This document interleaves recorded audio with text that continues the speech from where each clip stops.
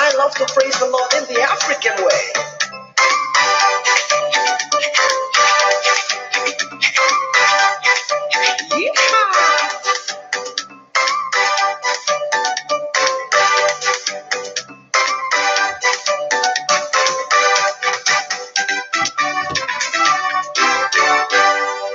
Praising the Lord is what I've come to do. Ain't no force on earth can stop me. No, no, Jesus the Lord has won the victory and set me at liberty. Praising the Lord is what I've come to do. Ain't no force on earth can stop me. No, no, Jesus the Lord has won the victory and set me at liberty. I will praise Him, Jesus the Lord, exalt Him. He's got the victory. He has set me free and given me new life. I'll exalt Him. I've got the liberty. So let us bow down and worship. Bow down and worship. Let us bow down and worship Him, Jesus the Lord. Bow down and worship. Bow down and worship. Let us bow down and worship Him, Jesus the Lord. Bow down and worship. Bow down and worship. Let us bow down and worship Him, Jesus the Lord. Bow down and worship. Bow down and worship. Let us bow down and worship Him, Jesus the Lord.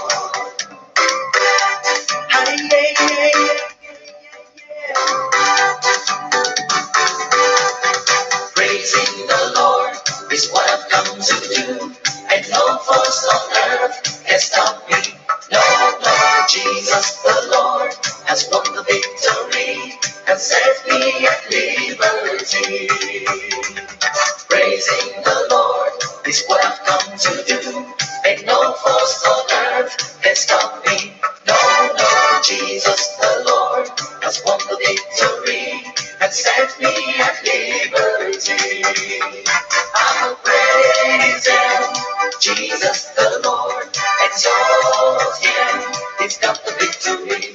He has set me free and given me new life. I'll exalt Him. I've got the liberty. Oh, let us bow down and worship. Bow down and worship. Let us bow down and worship Him, Jesus the Lord. Bow down and worship. Bow down and worship. Let us bow down and worship Him, Jesus the Lord. Bow down and worship. Bow down and worship. Let us bow down and worship Him, Jesus the Lord. Bow down and worship. Bow down and worship. Let us bow down and worship Him, Jesus the Lord. Bow down and worship. Bow down and worship. Bow down and worship Him, Jesus the Lord. Bow down and worship. Bow down and worship. Bow down and worship Him. Hey, let us clap, clap And worship, clap, clap and worship, Let us clap, clap and worship Him, Jesus the Lord. Let us clap, clap And worship, clap, clap and worship, Let us clap, clap and worship Him, Jesus the Lord.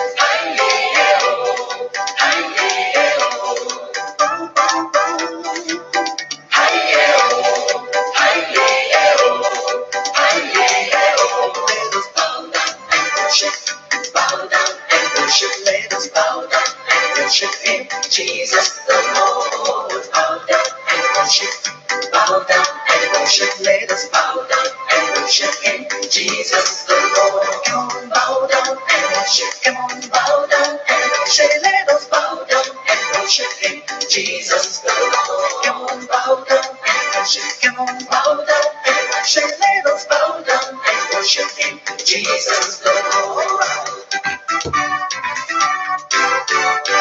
Come on. You are once again welcome to Evangelist Inyima Carlo TV Treasury of Excellent Knowledge. You are also welcome to Inyima Biafra TV Treasury of Excellent Knowledge. I am streaming live on the both of these two channels, but on Evangelist Inyima Carlo, I am only on YouTube. Evangelist Inyima Biafra TV Treasury of Excellent Knowledge. I am live on Facebook. I am live on YouTube. Just right away, I am your serviceable servant evangelist Inyima Carlo, as you know. And today being Tuesday, the 2nd of this month of August 2022, I greet you. Good morning from my base. The time from here is 10:44, 16 minutes to 11 a.m. I greet you especially on the behalf of the Lord, the owner, the creator of the whole universe, the Redeemer and the Savior, Jesus the Christ. And this is the part 20 of this topic. Part 20 of this topic, which is Christianity versus religions and political colonialism in Africa. You know, it is all about bringing to knowledge of and the comprehension of reality among our people and among humanity as a whole. It is about tracing the problems to its source and begin to resolve the problems from its source rather than resolving the problems from the surfaces. So that is the purpose of Inyima Biafra TV Treasury of Excellent Knowledge and Evangelist Inyima Carlo TV Treasury of Excellent Knowledge, putting people through, bringing people into a higher level of understanding of things going around as much as I can able to touch. So this is what I stand for, and by the grace of God, there is progress for this, because in this world we live in a world, a rule with lies and deceptions, and and in the same vein, over 90% of human beings prefer lies and the deceptions rather than preferring the truth. That is the reason people always run away where the truth is being spoken and presented without any adulteration. And Inyima Biafra TV, Treasury of Excellent Knowledge, and Evangelist Inyima Carlo, Treasury of Excellent Knowledge, are the classical example. However, the wise people, the people of integrity, the people who love to live and operate in the class of excellence are the people who are the real members of this channel, irrespective of what. They remove their sentiment, they remove their hypocrisy, they remove their nepotism, and they want to face the reality. These are the people who have the endurance to stay on this channel and to observe things going on in this channel. And as I remain your serviceable and faithful servant evangelist Inyima Carlo, I renew my promise to you that I will never fail you, and I will never betray trust. I will never betray the truth, because the truth is God. The truth is the personality of God, and only the truth will always set us free from all sorts of captivity. And I hereby stand to turning the world upside down by speaking the truth without reservation and without fear of favor and without sentiment and hypocrisy. So may God bless you for coming.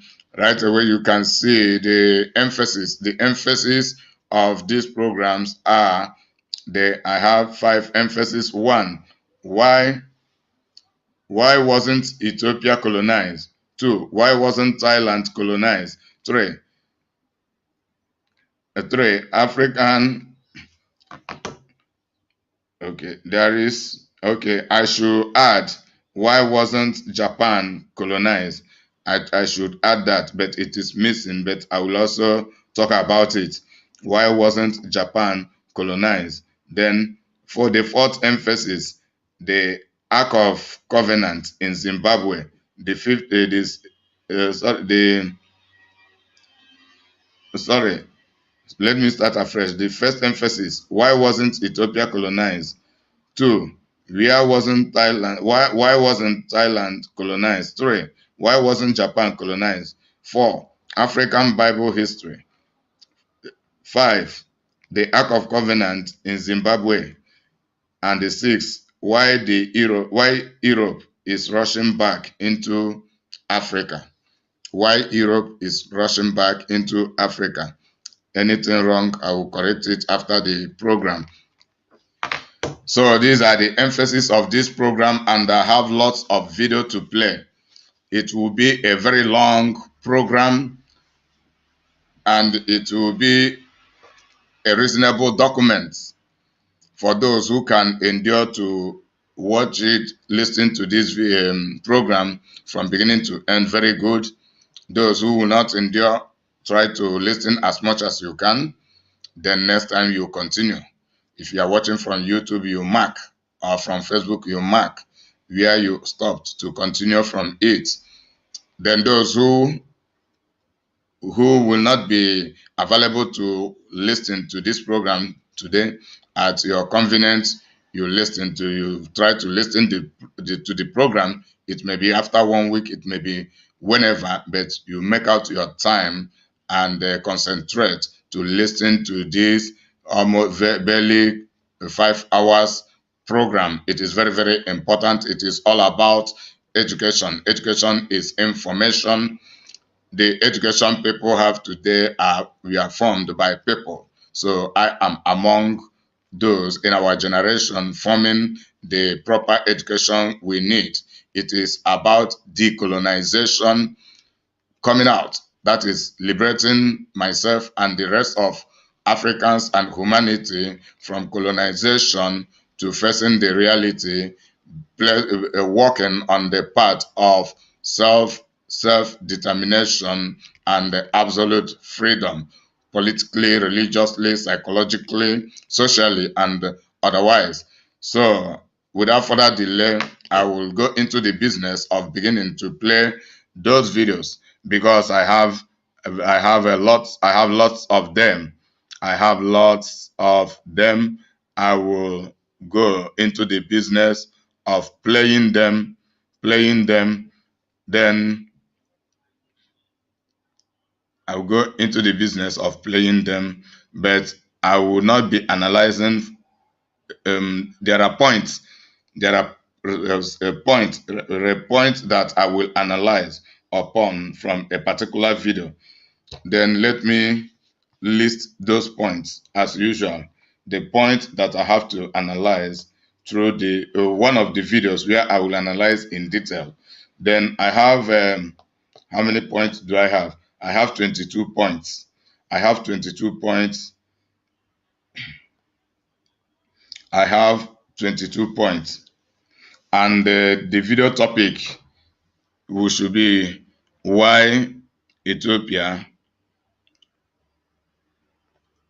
was not colonized. Yes, let me present the video to us.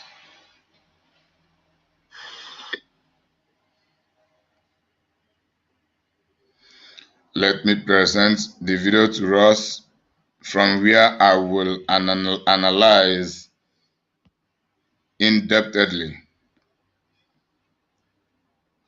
That's the video. That's the video.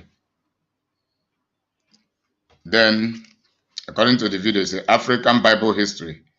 Ethiopia, Kingdom of Aksum. Ethiopia, Kingdom of Aksum. African Jews. The Ark of Covenant in Zimbabwe. These are the emphasis of the video you are looking at.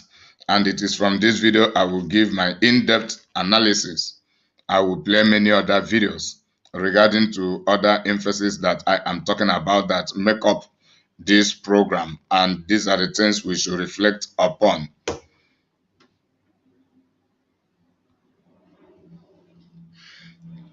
Then, as I said earlier, I have 22 points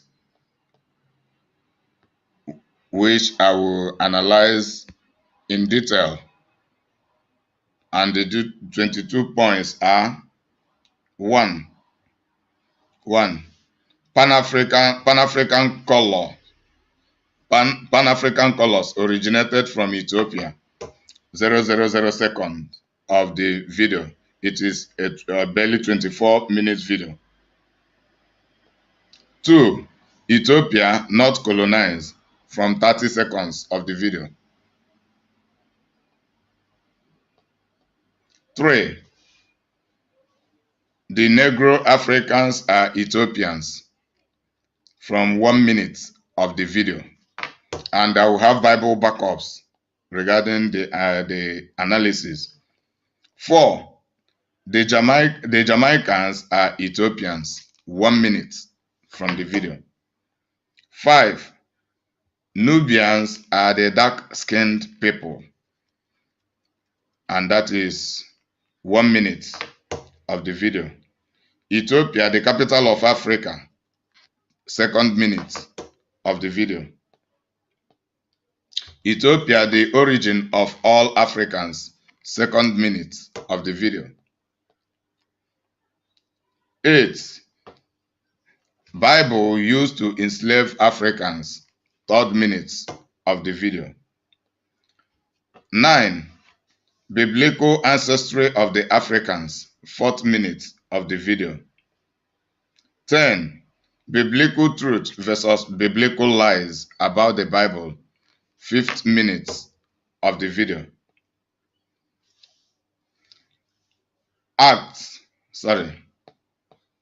11. Ethiopia, referring to the skin color of the Africans, 7th minute of the video. 12. The Western colonists began killing wise Ethiopians, 8th minute of the video. 13. The Queen of Sheba was an Ethiopian, 10th minute of the video.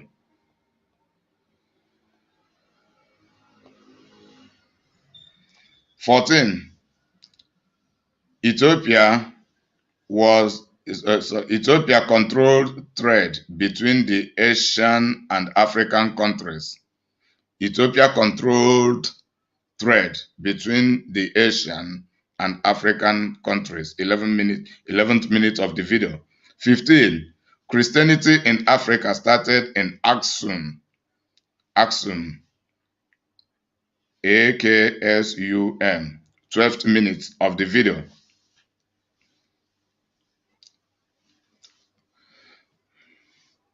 16. Ethiopians translated the Bible in African languages, 13th minute of the video. 17. Hypocrisy of the League of Nations, 14th minute of the video. 18. Ethiopia was an excelling country in the world, 14th minute of the video.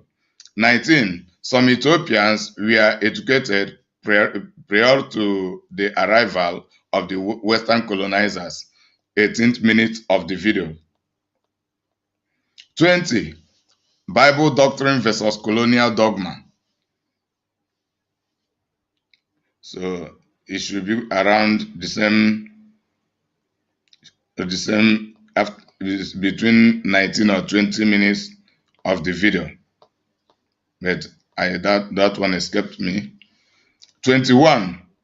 The Zimbabweans are Ethiopian offspring of the Hebrew Jews. 19th minute of the video. 22. The book of Isaiah talks about Ethiopia and secular events in the world. 21st minute of the video. Okay.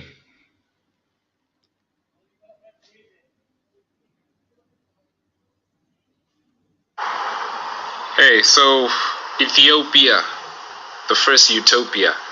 When you think of Ethiopia, what do you think about? What do you see? Ethiopia was the first utopia in the world.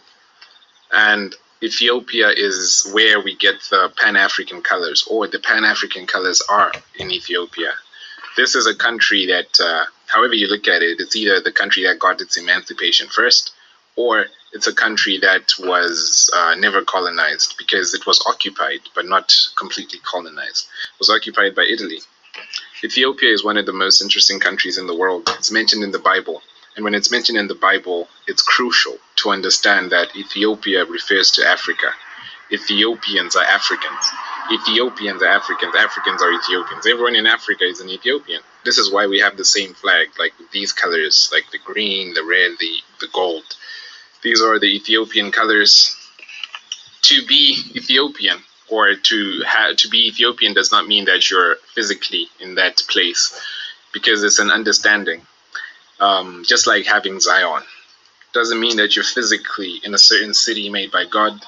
It's an understanding. It's an agreement. It is knowing true dominion and territory. So Ethiopia is a place that can be anywhere. This is why Jamaica is Ethiopia. The people in Jamaica are Ethiopians. People in Africa, the Negroes, so-called Negroes, they are Ethiopians. So Ethiopia is a generic term that is used for all Africans. And this is how it's applied in the Bible. So when the Bible is speaking of this place called Ethiopia, it's speaking of a place where the people called Nubians. These Nubians are, like Nub actually comes from the Egyptian, which means gold. So this is the places of gold. And Nubian also means just black-skinned. These people were burnt-skinned. So all of the Ethiopians were black people.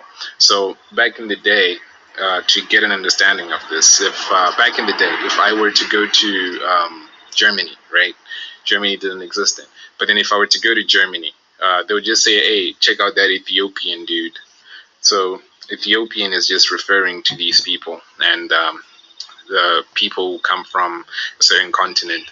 And within that continent, of course, you have different types of people. So it's just like how you'd see like European people as being the same. But Irish is different, but they're all European. So this is the Ethiopian understanding of it. Ethiopians are Africans. So Ethiopia was the first utopia. These Ethiopians actually encompass also these Egyptians. So all of the land was just generically referred to as Ethiopia. Just like how Europe is just referred to as Ethiopia, but if you think of like England, UK, Britain, these are different, but they're the same. Okay, so the first utopians were these people who had this understanding, and they were able to teach people. This is how people came to Africa. They used to learn from these Nubians. So they used to learn from these burnt-skinned people. So this happened for thousands of years. But slave trade happened. The thing is, the Bible was used as a means to enslave the people's minds. So as it happened, is that like the people came with this idea, this ideology, in order to get people to be subjected to them according to the principles that they were interpreting in the Bible. So one of the reasons that they justified the slave trade was to say that Africans are not human because they are the sons of because they are the sons of Ham. So Ham, if there's a story in the Bible where Noah is drunk, and then one of his sons apparently, in a mystery, uncovers his nakedness. So people believe that Ham slept with Noah's wife or did something of that sort. And then Ham had a curse, but the curse was put on his son called Canaan.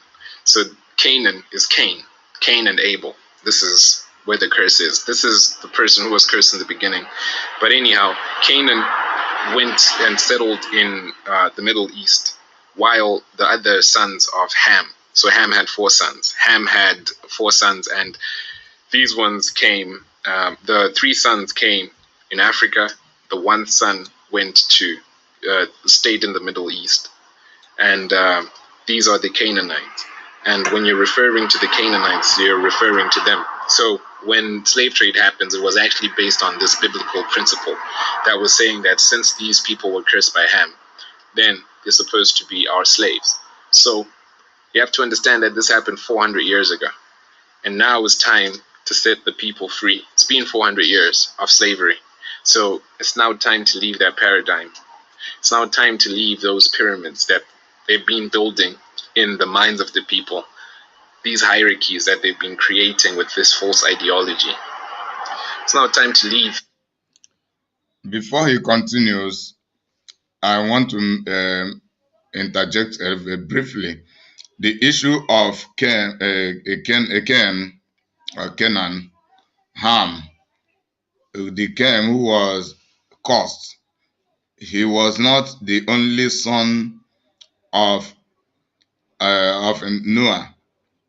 He was not the only son of their father.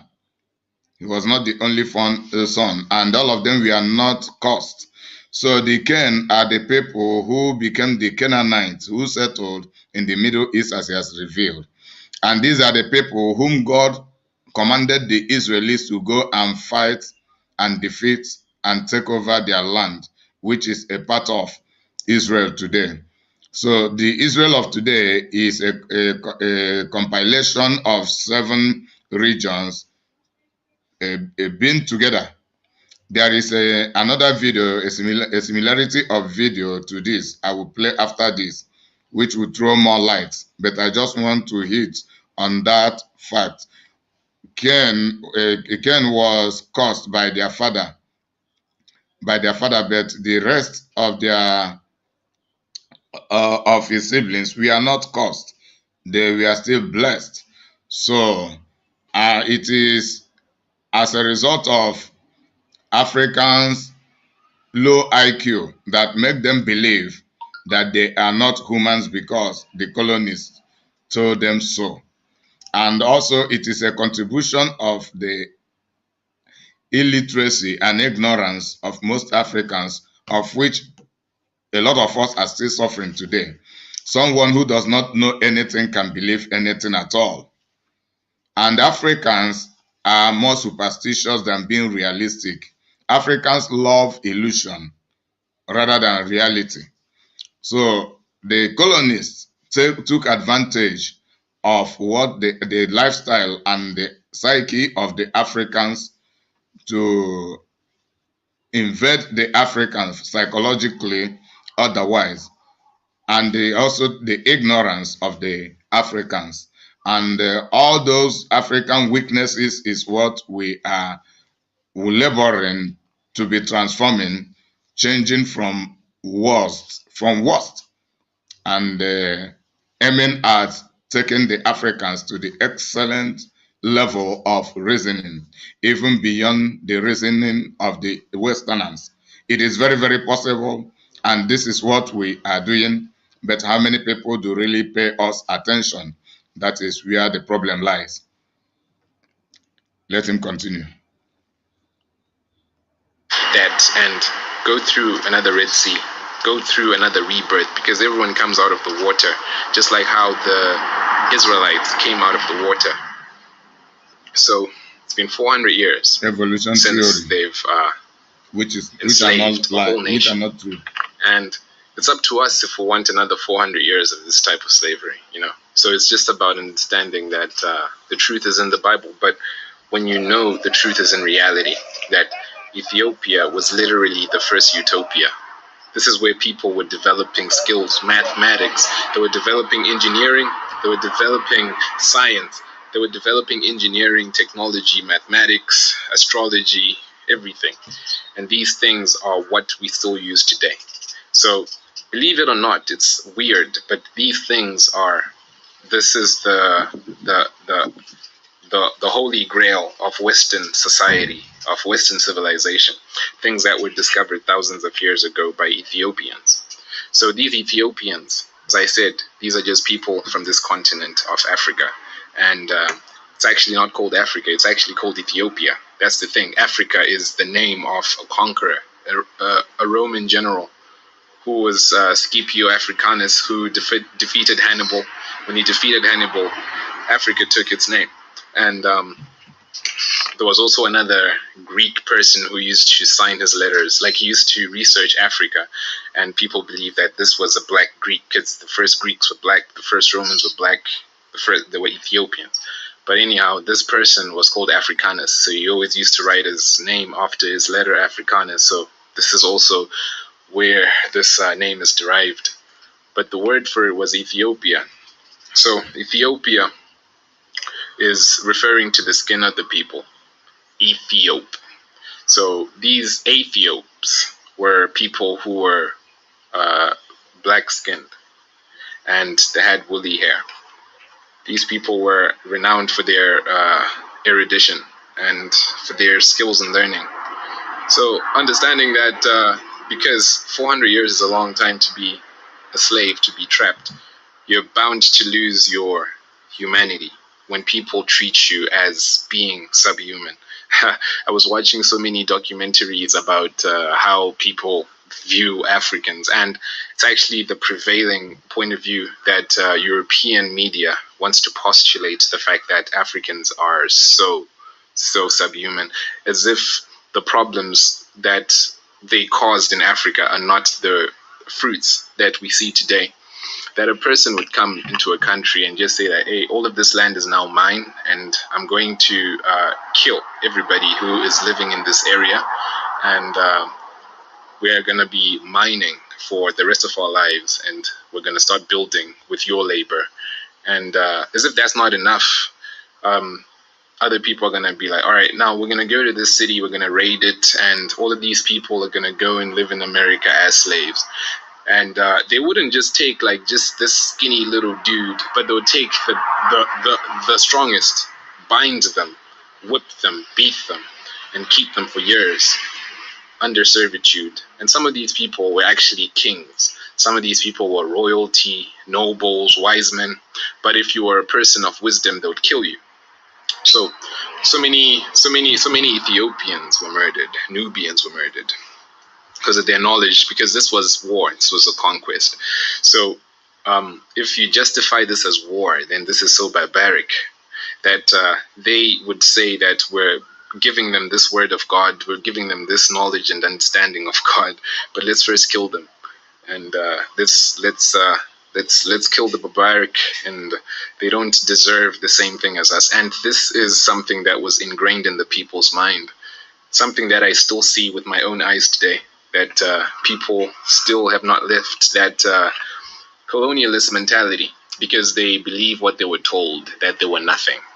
So when you read the Bible, this is a book that was used for a certain purpose in order to trap people, because it's that powerful.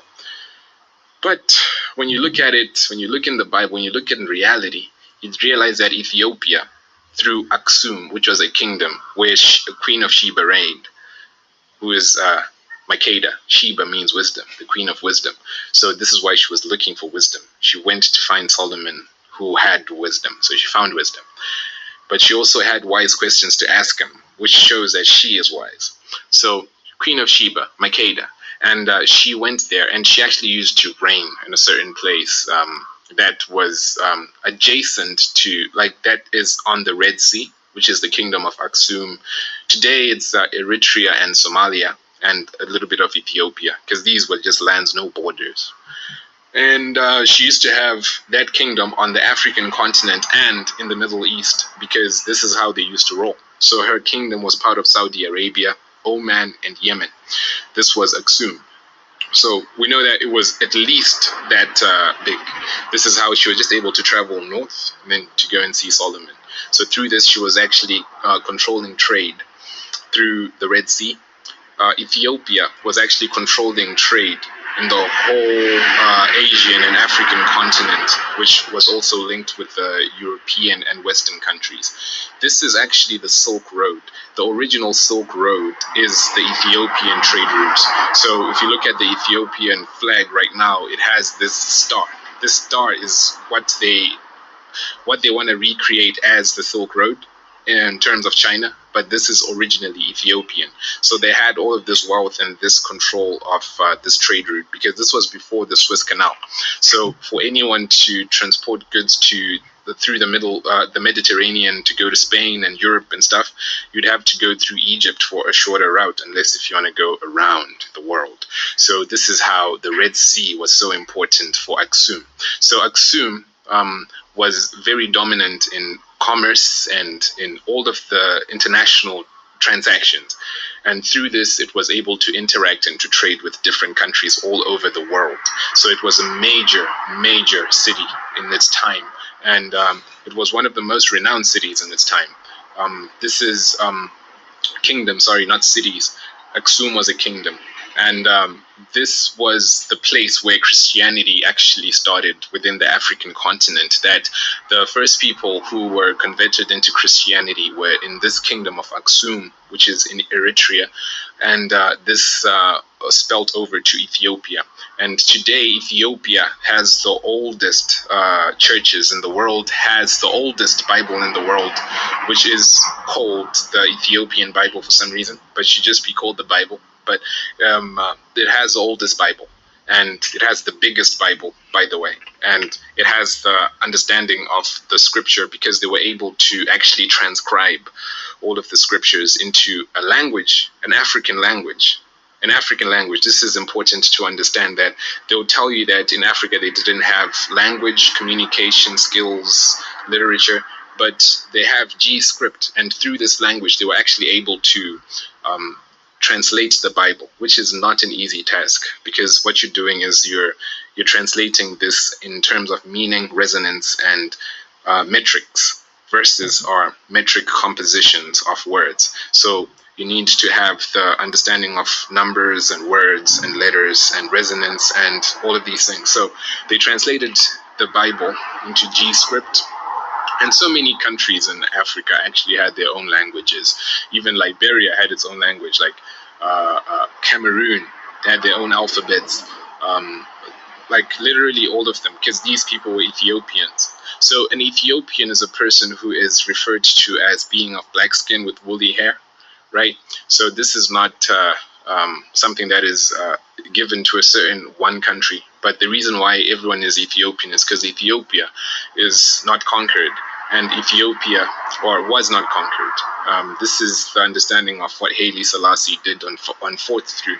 This is the hypocrisy of the League of Nations and of the UN that was exposed through his reign, because these are the people he was fighting against. Mussolini actually went to Ethiopia and occupied it for 6 years, and the League of Nations didn't do anything about it.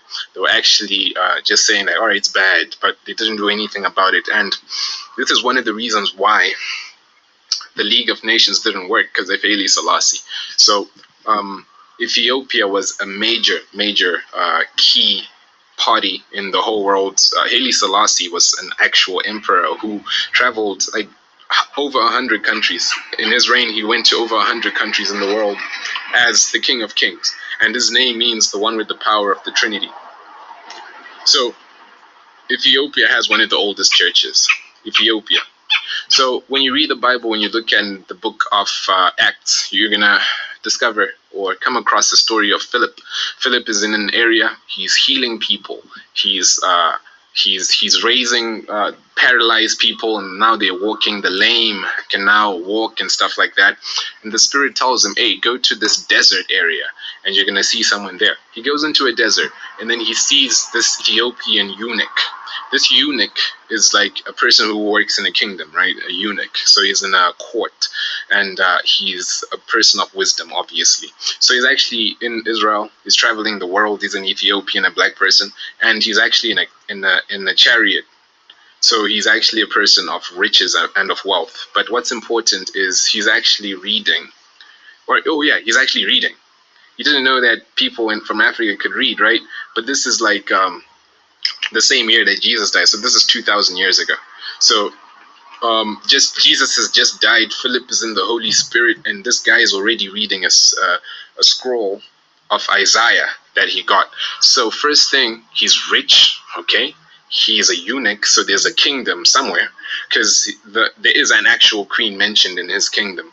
So he's part of that regime. So he's with other black people because he's being escorted by these people, and he speaks to Philip, and he gets baptized in the process, and the story goes on. So this happens in the New Testament, right? In the Old Testament, we all know the story of Solomon. and how the Queen of Sheba went to him. So she was an African woman, an African queen. So meaning that there was already this kingdom, there was already a queen of wisdom. She was the wisest person before he came. That's why she had to go to him and see if the wisdom was true.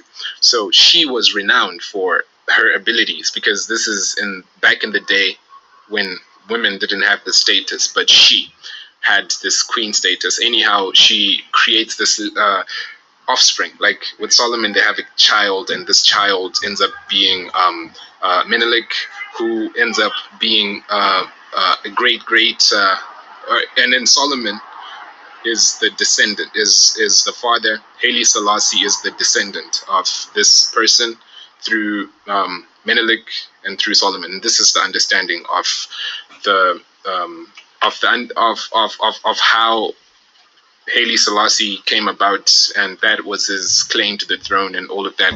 So one thing to understand is it's important to realize that there are roots of Christianity all over Africa.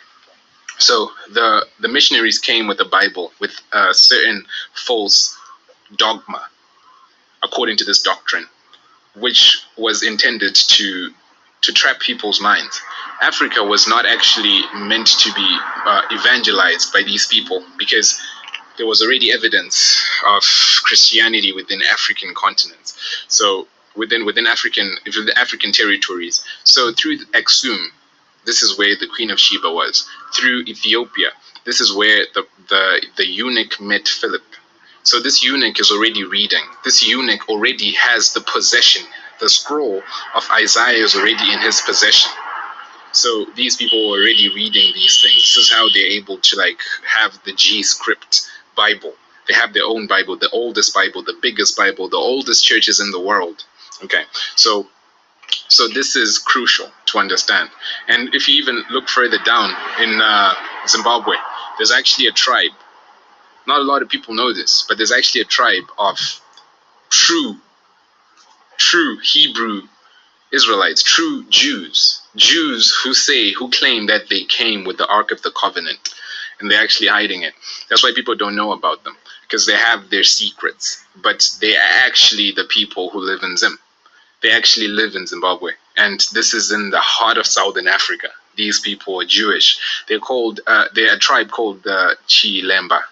So they're actually the people who are associated with the areas like the Great Zimbabwe. They're associated with them. So they actually married into those families when they came from Israel. And these people are black, right? Obviously, they're black.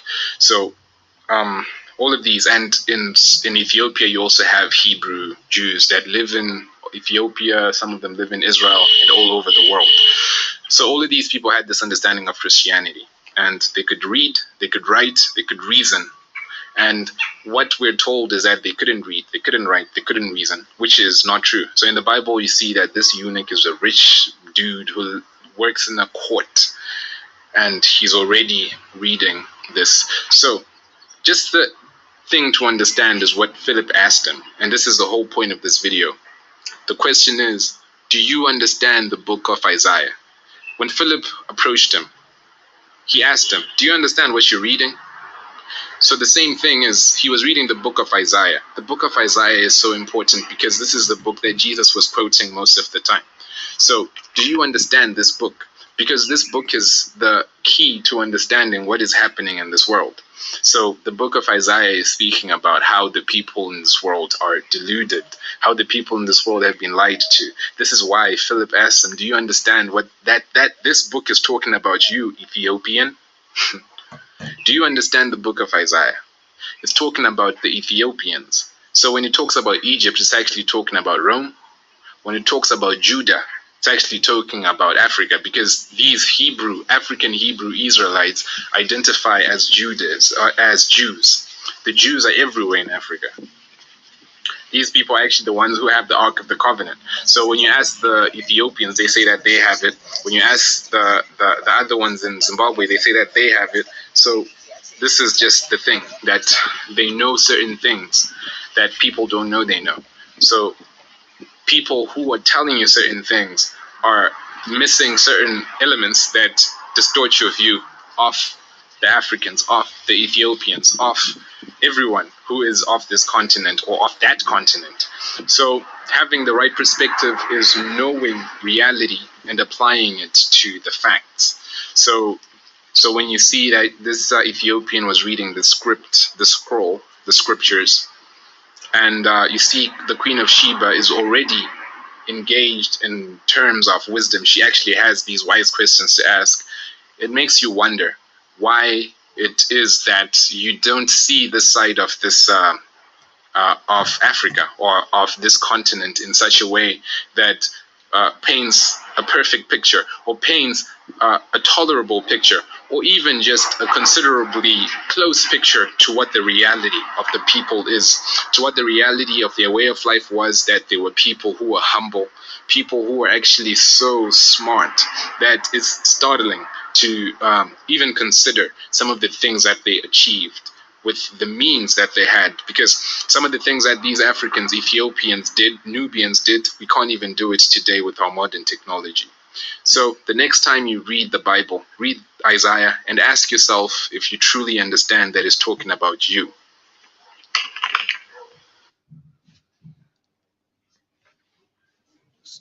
I want to play the next video similar to this that will throw more light.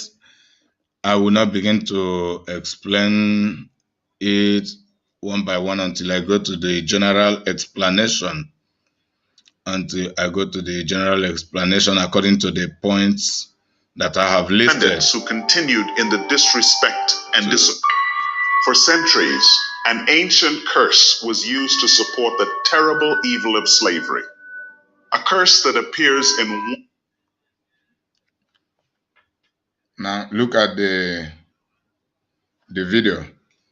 The topic of the video is Africa in the Bible, the might of a cursed race, part 1. A Day of Discovery Legacy Series. Then the source is Our Daily Bread, YouTube.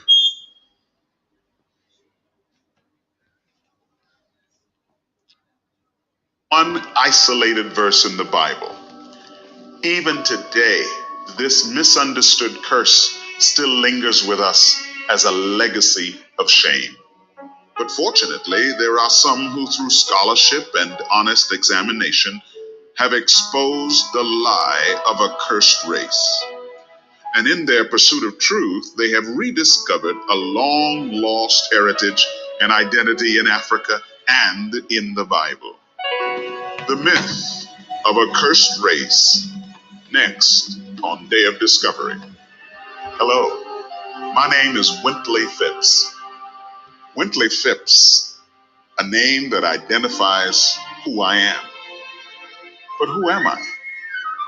I'm a husband, I'm a father, but I'm also a descendant of slaves.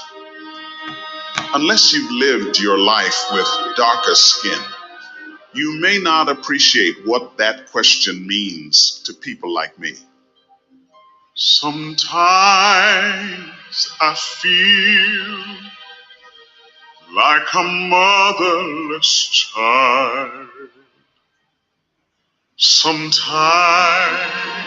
I feel like a motherless child. Sometimes I feel like a motherless child. A long way from home. A long way from home. Sometimes I feel like a motherless child. The music and words of the old spirituals reflected both the heartache and the hope of many slaves. Just imagine being captured and treated like animals, being shipped away forever from your family and your home. Imagine being sold like cattle. Imagine losing your language and, yes, even your name.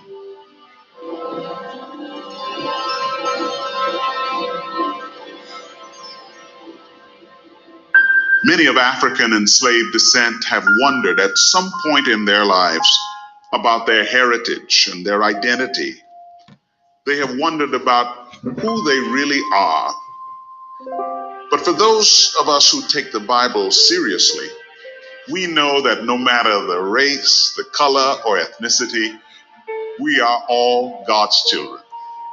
We know that in the eyes of God, we are all equal and that no one is cursed because of color or race. But through the centuries, the Bible has been used, let's just say, in some ways that God never intended. Tragically, some found in its pages a curse by the prophet Noah that they have said created the black race of Africans. A curse that they claim sentenced an entire race to servitude and slavery. According to Professor of History, Dr. Edwin Yamauchi, no other verse in the Bible has been so distorted and so disastrously used down through the centuries for the exploitation of Africans and African Americans as that one obscure verse found in the opening chapters of the Bible in the book of Genesis. If there is one verse in the Bible which has adversely affected Africans, it's the so-called curse of Ham, found in Genesis 9, verse 25. There we read, "Cursed be Canaan, the lords of slaves will he be to his brothers." This is a curse uttered by Noah. For those of you who are not familiar with the story, Noah became drunk, and then his three sons, Ham, Shem, and Japheth, were there at the time, but it was Ham who dared to look at Noah's naked body, and then he tried to encourage his brothers to do so, and they would not. They went backwards so as not to look at the sight of their naked father in his disgrace. See? Now, as the text stands, the curse is not upon Ham himself, but upon his son Canaan, who's the eponymous ancestor of the Canaanites. That is, the Canaanites are named after this particular son. According to Dr. Yamauchi, the prophetic curse of Noah was most likely fulfilled on the Canaanites, the pagan descendants of Ham's son named Canaan, who, according to the Bible, settled in the region of what came to be called the Promised Land, the same descendants who continued in the disrespect and disobedience of their ancestor named Ham. As punishment, God commanded the Hebrews to conquer the Canaanites in order to protect his people from their destructive ways, including the idolatrous worship and child sacrifice. According to the records of history, the Canaanites and their curse have long been extinct. According to the Bible, none of Ham's other three sons were cursed, only Canaan. The descendants of Ham's son, Mitzrayim, settled in Egypt. Ham's son named Put settled near Libya, and his fourth son, Cush, settled in a region south of Egypt, which came to be called by the same name, Cush, as recorded in the Hebrew Bible. Most scholars identify Cush as the area of modern Sudan. The way that name Cush has been translated in English Bibles has created some confusion. German author and scholar Dr. Roland Werner has researched Christian history in Africa. In the Bible, we find a reference to the country of Cush. We find this in various places in the Old Testament. Genesis 10 in the Table of Nations as one of the neighbors of Mitzrayim, and Mitzrayim, of course, is Egypt. So Cush must be a neighbor of Egypt. We find the same word, Cush, mentioned again in Isaiah 18, in Psalm 68, and various other places. And people have wondered what that actually meant. As author and New Testament professor Dr. Alan Callahan observes, the Greeks referred to the people from the region of Cush as Ethiopians. These are the guys to whom the Greek writers referred to as Ethiopians, and the derivation of that word is in some dispute.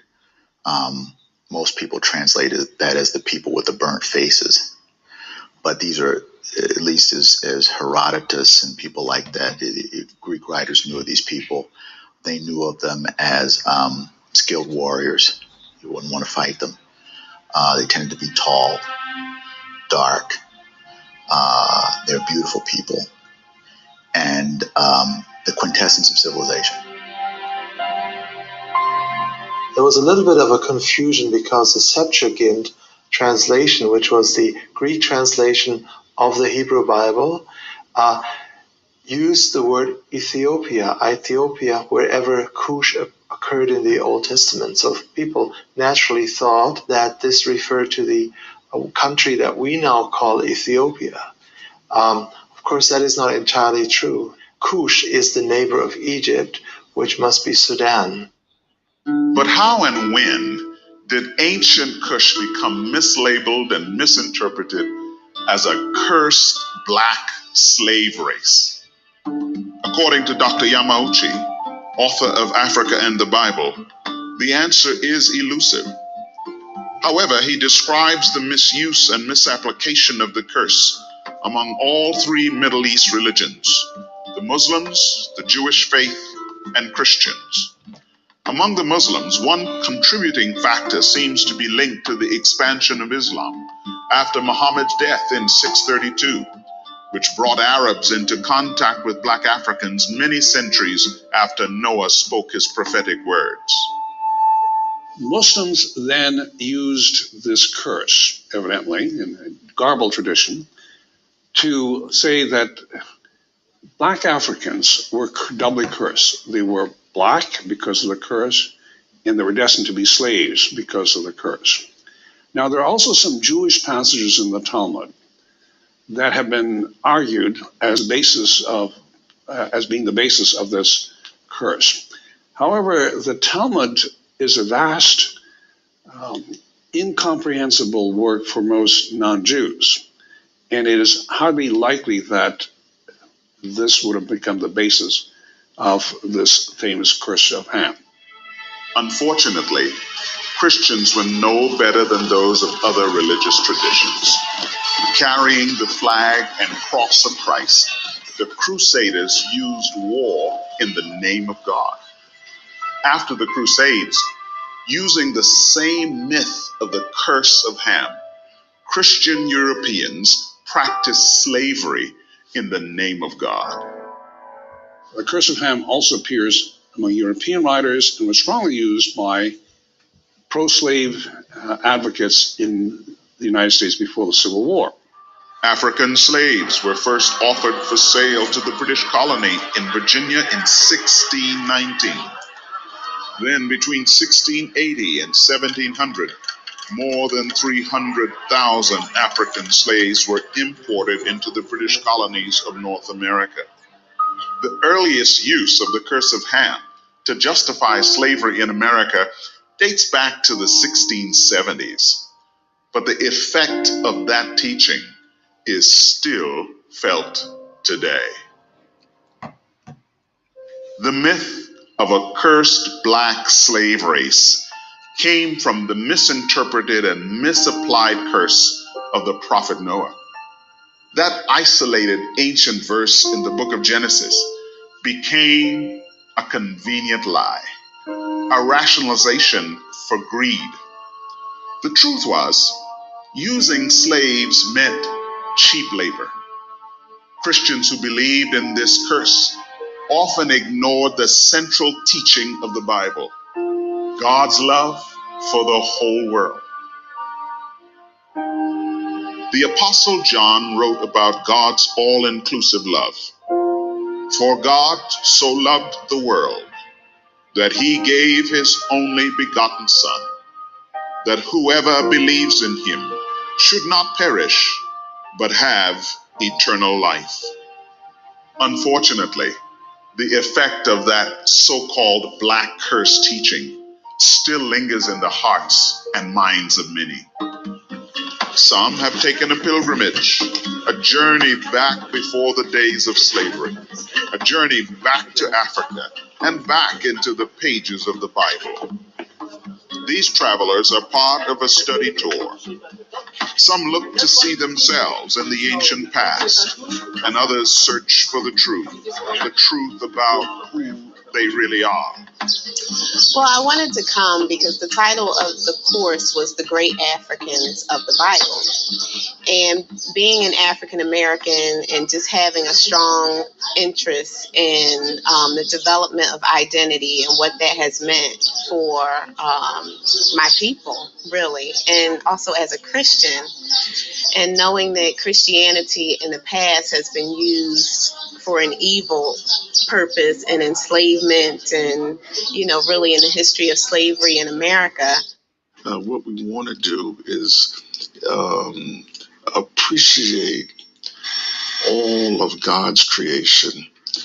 And it's hard to appreciate God's creation if you yourself feel that you are an inferior part of God's creation. And so when one would feel that they are very much a part and equal with all other humans that God have created, now we could come together in a sense of unity a lot easier. Because if you feel inferior, you'll be trying to work against, mitigate the whole idea of the inferiority complex, and that would be the driving force of your union, as opposed to trying to come together to do something for God. Well, my journey actually began almost a couple of years ago when a staff person of mine announced in a group meeting that blacks were descendants of a curse. So that got me searching, and that's how I started this journey. Then I met Dr. Krieger, took a class with her, and she literally opened my eyes to what the Word of God has to say about all people, especially people of color. The study tour leader is an enthusiastic professor in her 80s. At first appearance, she's an unlikely source of information about African history, but she's earned the respect of her students. So, after all, he's going to make the gods look like himself. That's called anthropomorphism. While others her age might be inclined to limit their activities to enjoying their grandchildren and great-grandchildren, Dr. Catherine Krieger also pursues another passion. I hoped that if we could bring people face to face with their tradition, if they could actually see representations of ancient people, highly civilized, brilliant people, and how strong their African features were, if they could look face to face at objects of material civilization created by early Africans, that they would understand the importance that the Bible gives to Africans and the importance that is there in a history that has so often been stolen.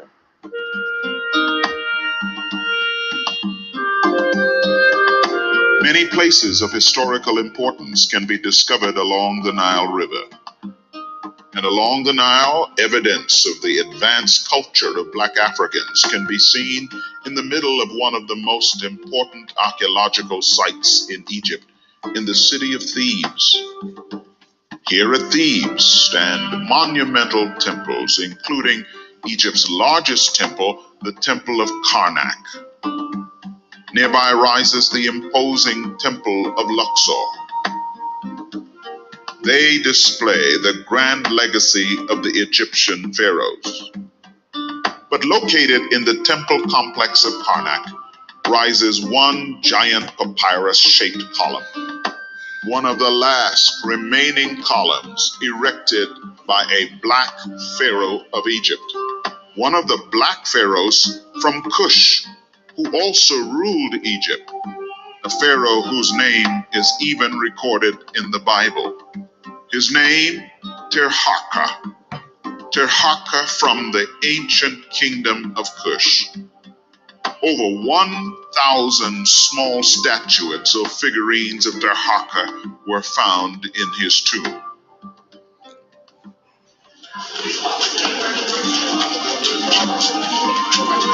Yes, and he has an offering in his hand.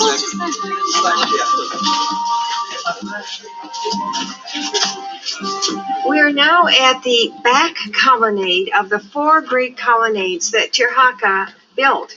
And we're at the base of the columns made distinctively in his style of building. Here is the pharaoh himself. He has a flail in his hand, and he is all pharaoh and all power. The pharaoh here has a strong chin. It's a little hard to see because of the false beard. But look at the full lips and look at the molded nose and the angle of the nose. Please notice that some of the other columns lost their tops. Remember, though, that this much nice stone is a big temptation for somebody else to swipe. And they did.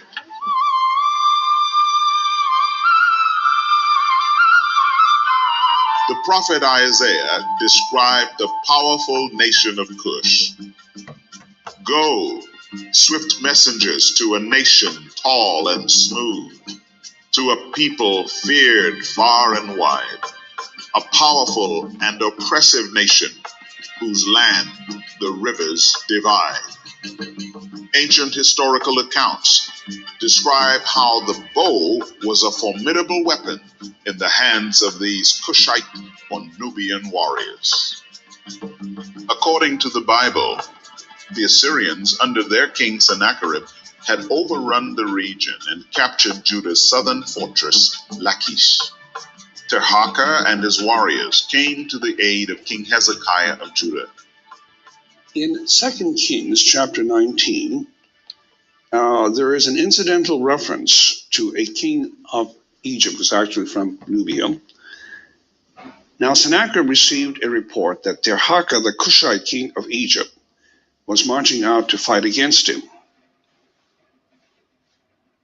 Biblical Tirhaka is called Taharka in the Egyptian sources, and he belongs to the 25th dynasty. I knew that Cush was associated with black people and Africans, but I did not know that it was mentioned 52 times in the entire Bible. And she was saying that that's like more than any other ethnic group, any other nation besides Israel. And I love the fact that we're looking into proof and facts, not stuff that we're making up and saying, this is probably African. We're looking at facts. We're looking at facial characteristics. We're looking at everything here in Africa, saying we're not making anything up. We're just showing you church biblical history with African figures. Those who are not African Americans or not blacks will tend to gloss over those legitimate passages where Africans are indeed mentioned. For example, in my opinion, Moses' Cushite wife was a black woman from Cush. She should not be equated with Zipporah, who was Moses' wife from Midian. Midian is an area of northwestern Arabia. Also, there are some remarkable Cushites mentioned in Jeremiah, one of whom saved Jeremiah's life. And also, of course, the eunuch from Ethiopia in Acts 8 was no doubt black. On the other hand, there are some who are not black, because not all people who lived in Africa were black.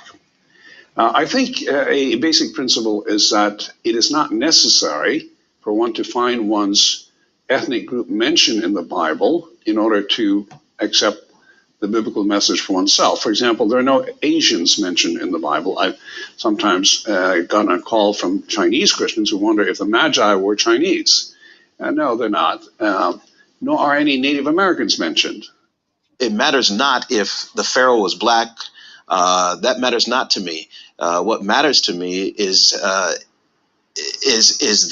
the truth just be brought forth. I think, especially we as blacks in America, with our history of slavery and our church traditions being grown, and the Lord's providential hand upon us in the context of history of slavery and segregation and oppression, and just being raised with images of Jesus as blonde hair and blue eyed, and not only Jesus but church fathers and biblical heroes in the movies we see, in the paintings, and you really get raised feeling like your people didn't have anything to do with this, and it's just amazing to see that we did, and that God's providential hand has been on Black people and on people of African descent, not only in our history in America, but all the way back here. It is something that everyone needs to understand. Everyone needs to know that even in the Bible, that there is equality. There's no question in my mind that God loves the people of Africa.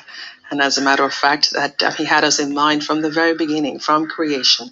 And, he has us in mind all the way through to the vision that I believe John saw in the island of Patmos. While exiled on the island of Patmos, the aging Apostle John received a vision of the future. In that vision, recorded in the book of Revelation, the last living apostle saw not a cursed people, but a blessed people.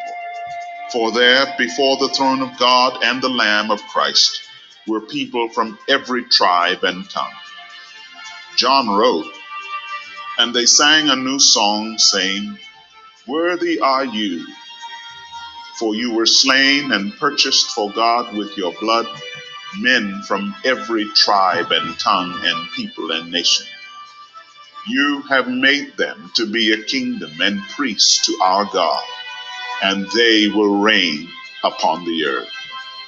And centuries before the Apostle John, the prophet Isaiah looked down the rivers of time to that time of the future kingdom of God. And there in the kingdom, he saw a blessed people, the people of Cush, ancient Nubia, coming to Jerusalem, coming to Mount Zion with gifts. At that time, gifts will be brought to the Lord Almighty from a people tall and smooth skinned, whose land is divided by rivers.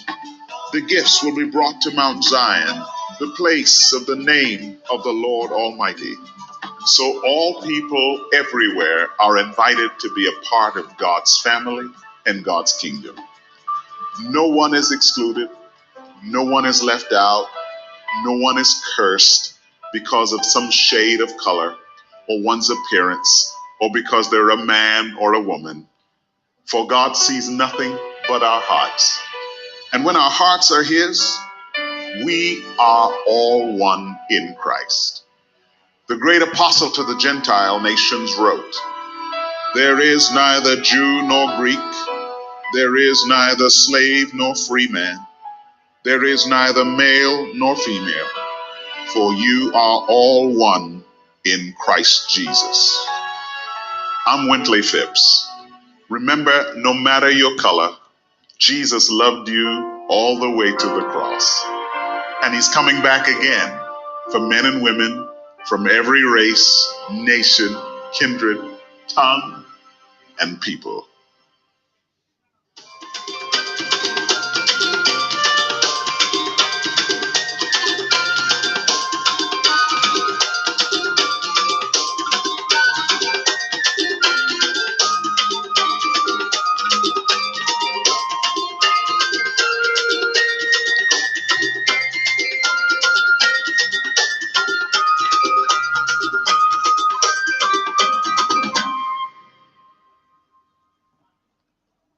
So we have listened to these videos, and from here we can see that Africans, we are already industrious and productive before the arrival of the colonists.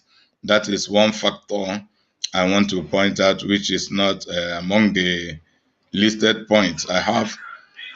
Then I will make more videos from these two particular videos that I have just played. So I will make more videos with different topics, or maybe I will make one video more than with these two videos with a different topic. So in that one video, I will analyze them also according to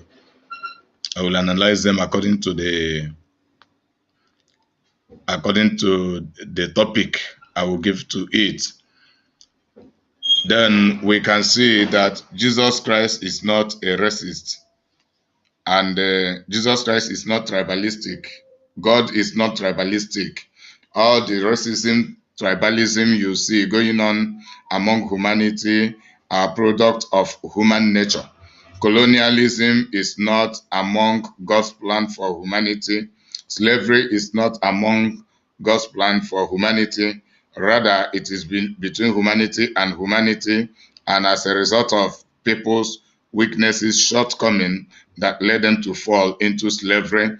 Because comparing the colonists and the Africans were insecure, that they never invested in defense to protecting Africa. Defense, I mean weaponry defense, psychological defense. Africans, we are just porous psychologically, irrespective of how far they have developed before the arrival of the colonists. Psychological defense is the greatest defense anyone can have. Then there is no time to go deep into that. When in the future, I will tell us how from biblical example, psychological defense, psychological gadgets are the most precious gadgets anyone can possess. So Africans, we are lacking very, very, very tremendously on that, even until today. But this is the beginning of the change. So what I'm doing here is psychological revolution, and these are also the content of the videos you have listened to. Now I am bringing the video, compiling them together for more detail, for more analysis, and for more comprehension. Then I want to go to the third video. Then the third video is why wasn't Ethiopia colonized? We have had the explanation before from the first video that I played, a little explanation, but this should be on direct explanation on why Ethiopia was not colonized. Then after that, I will play why Thailand was not colonized, why Japan was not colonized. And from here, we'll begin to realize the truth and the reality and the possibility of countries being not colonized. Even until today, Africa is still under colonization. Then what are we doing? Why did we fail and others did not fail in this colonization invasion? Then why are we still failing? Like if you talk about Thailand, Thailand is developed today, irrespective of what, better than Africa. But why are we still failing and falling backward? Why God had blessed us with the greatest natural resources, as in human resources, people energetically, physically vibrant, energetic, and presentable. Then we have natural resources with which God had blessed us better than all other continents of the world. But psychologically, we are the poorest. Then regarding unity and the cooperation, we are the worst. These are the factors that we are very, very backward. So psychologically, when I say psychologically, it is inclusion of all sorts of education and the ability to reason properly and be consistent, reasoning properly and be consistent with such reasoning. So let me set the video, then I will... Personal vendetta. Now at the end of January, Italy voted to send a massive new force back to Eritrea to avenge their recent defeat, while the Ethiopian Emperor, Johannes IV, decided to pull his troops out.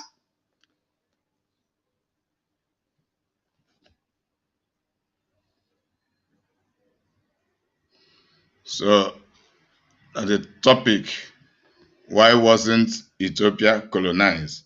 Then the source of the video is Knowledge Here, YouTube. Knowledge Here, YouTube is the source. So let me play it. In a world where most modern nations were, at one point, either colonized or the colonizer, it seems quite a mystery how some regions remained untouched by this crucial era of the past. And it's especially surprising to find that there were actually some areas in Africa that remained untouched by the Portuguese, British, Spanish, French, Belgian, and Italian colonial powers who swarmed the continent with simultaneous goals of expanding their empires. Of the few and far between modern-day states that managed to slip out of the imperial intruder's grasp, though, Ethiopia stands as one of the most impressive. This video is brought to you by Morning Brew, a free daily newsletter from Monday to Sunday. We live in a world where good information is needed, and we can keep up to date with the latest news from the beginning of the day. In the past, the first thing I did in the morning was aimlessly scroll through social media, being unproductive and losing the most important part of the day. Now, I use Morning Brew as my main starter of the day, being connected to very relevant and informative business news in just 5 minutes. This makes reading the news actually enjoyable, and it helps me stay informed and entertained for free. Morning Brew also covers news about history and culture. In the past week, I learned more about the economy and about the tiny country of Tuvalu fighting climate change. There's no reason not to subscribe to Morning Brew if you're interested in business, finance, or tech. It's completely free and takes less than 15 seconds to subscribe. Click my link in the description below to subscribe to Morning Brew today. If you enjoy high-quality animated history documentaries, visit History Marsh YouTube channel. Explore kingdoms and empires that shaped our world. During the 19th century, multiple colonial powers had realized that Africa served as a good source of natural resources and additional profit. Europeans had actually been in Africa since the 15th century, establishing exploration campaigns and trade posts along the coast. Eventually, each empire also realized that they would likely be competing with their neighboring European powers, and therefore needed to make some claims to the lands they wished to utilize. This prompted a period generally referred to as the Scramble for Africa. When the scramble began, Europeans had already reached the continent, driven by financial and political reasons. The European leaders knew that it would only be a matter of time before war would break out between them if some type of deal was not made as to who would control which parts of the continent. 13 European nations met with each other and the United States for the Berlin Conference. The conference began on November 15, 1884, and didn't end until February 26, 1885, and resulted in the subsequent Berlin Act. The region of modern-day Congo that had already been occupied by the Belgians was confirmed to be under Belgian possession. Areas of free trade for all was set up around the Niger and Congo rivers and the Congo Basin and Lake Malawi, and it was agreed that any European entity who took land along the African coast would have to inform the other powers of this action. Now, the door was open for any and all of these imperial powers to start taking over the continent. Italy was one of these empires, and quickly set its sights on Ethiopia after beginning to establish what would become its Eritrean colony. Moving to expand this colony more, the Italians sent their Special Corps of Africa into the port town of Massawa, was at the time under the authority of the Ethiopian Empire in 1887. The latter initially sent a warning to the Italian officials that they were in violation of a treaty that had been signed between Ethiopia, known then as Abyssinia, Britain, and Egypt. But the warning was not heeded. Instead, Italy decided to double down and began to prepare for a battle at the Sahati fortification with 167 Italian troops alongside 1,000 locals. The town's governor, Ras Alula Ngida, was not even slightly tolerant of this move and decided to outright attack the fortification and its inhabitants. This risky decision resulted in a tragic number of casualties for the Ethiopians, with only a few Italians being injured and none killed. The attacking troops had been no match for the garrison's cannon and rifles, and were shortly forced to retreat, while some still remained alive. Still, the Italians were now low on ammunition, and further felt need for reinforcements, which resulted in about 550 additional troops being sent to the fortification. Thanks to his spies, Ras Alula was given a heads up and quickly gathered a fresh army to march back to the garrison before the reinforcements could arrive. This time, the Ethiopians greatly outnumbered the Italians, who still had superior weaponry but low ammunition. The battle raged on for a few hours before the ammo finally ran out, and the Ethiopians routed their enemies, almost wiping them out entirely. This considerably angered the surviving Italians and their authorities, which turned the newfound war into not only a political struggle, but also a personal vendetta. Now, at the end of January, Italy voted to send a massive new force back to Eritrea to avenge their recent defeat, while the Ethiopian emperor, Johannes IV, decided to pull his troops out of the area for the time being. This ended up being a wise move, as the Italians were suddenly plagued by disease and forced to return home by March. The rest of the year was marked by a period of shady politics and back-and-forth alliances. The Italians hoped to bribe the rivals of Johannes into partnerships with them, while the emperor himself looked to maintain unity within the region so he would have support against the invading threat.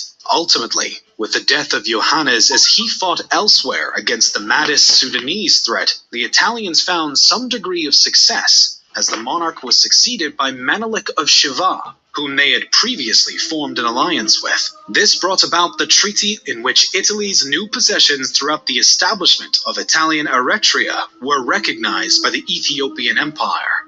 Still, though Ethiopia did lose some of the territories it had previously claimed, Ethiopia itself was yet to be touched by Italy's colonial hand. This was not the end of Italy versus Ethiopia, though.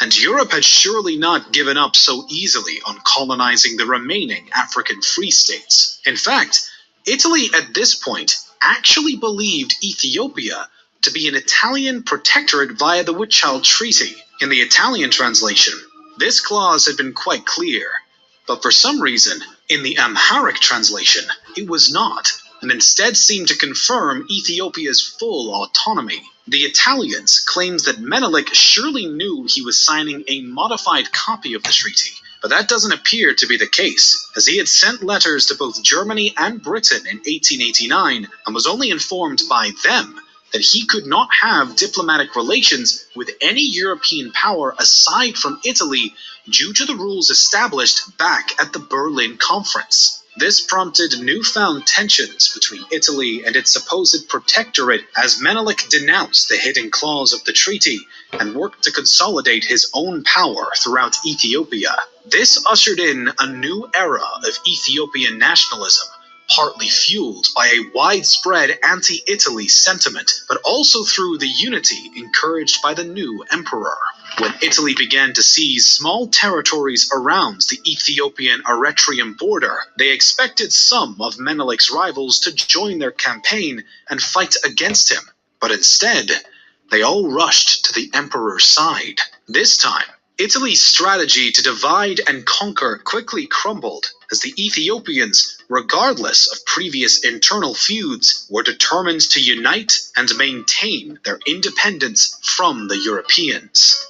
Ironically, Menelik was also now better equipped thanks to the Europeans. The Italians had provided some weaponry to rivals of the crown, including Menelik himself prior to Johannes' death, that they expected would be used against the Ethiopian authority, in addition to further military supplies from France and Britain, who hoped to keep Italy's expansion in check. When a new war finally broke out between Italy and Ethiopia, the fresh nationalism and unity of the latter would eventually prove itself to be the key to victory. Though some military aid was given from Russia, it was the joint efforts of the Ethiopians that eventually defeated the Italians at the Battle of Adwa.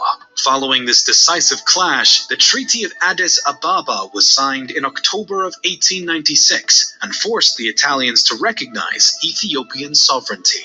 The aftermath of these events and the impressive nature in which Ethiopia had proven itself as an independent nation strengthened its ties with Russia and prompted both Britain and France to spark friendlier relations. This played a significant role in the safety of Ethiopia's sovereignty and went far in deterring other European imperial powers from making any moves against the Free State. Still, Italy was not quite done.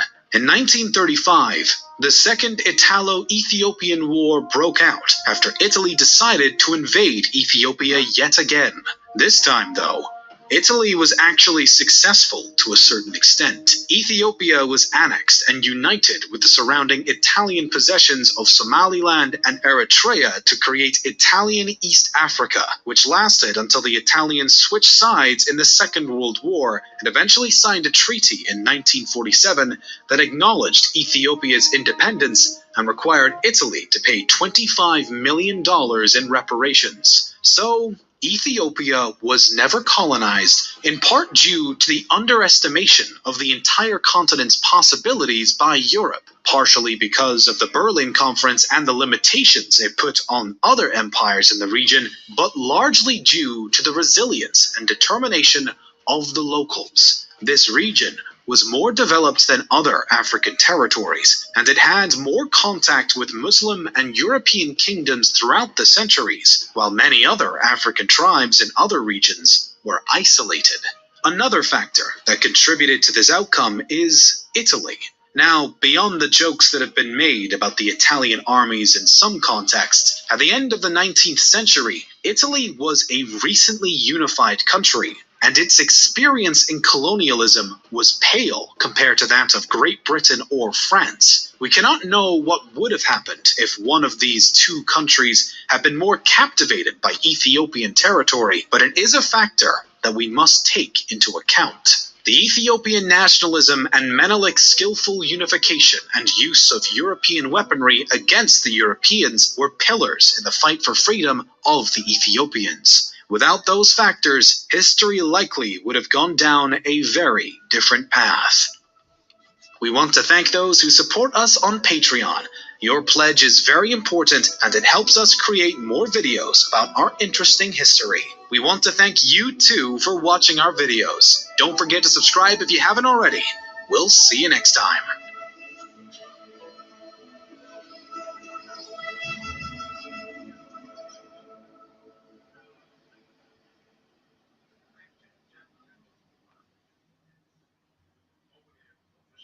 As the powers of Europe began to grow,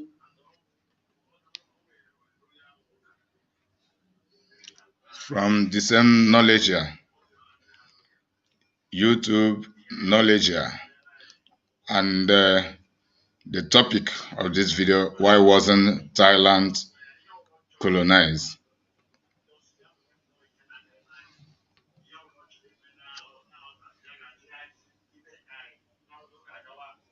and expand throughout the world's history, colonialism became the forefront of this expansion.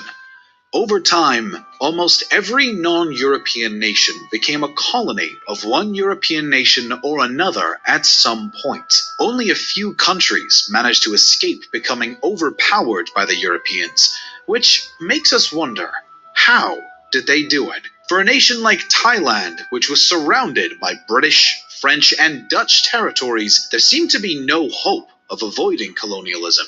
And yet, somehow, not the British, nor the French, or even the Dutch ever colonized Thailand, and neither did any other European power. So if Thailand was never subject to colonialism, how did it manage to pull that off?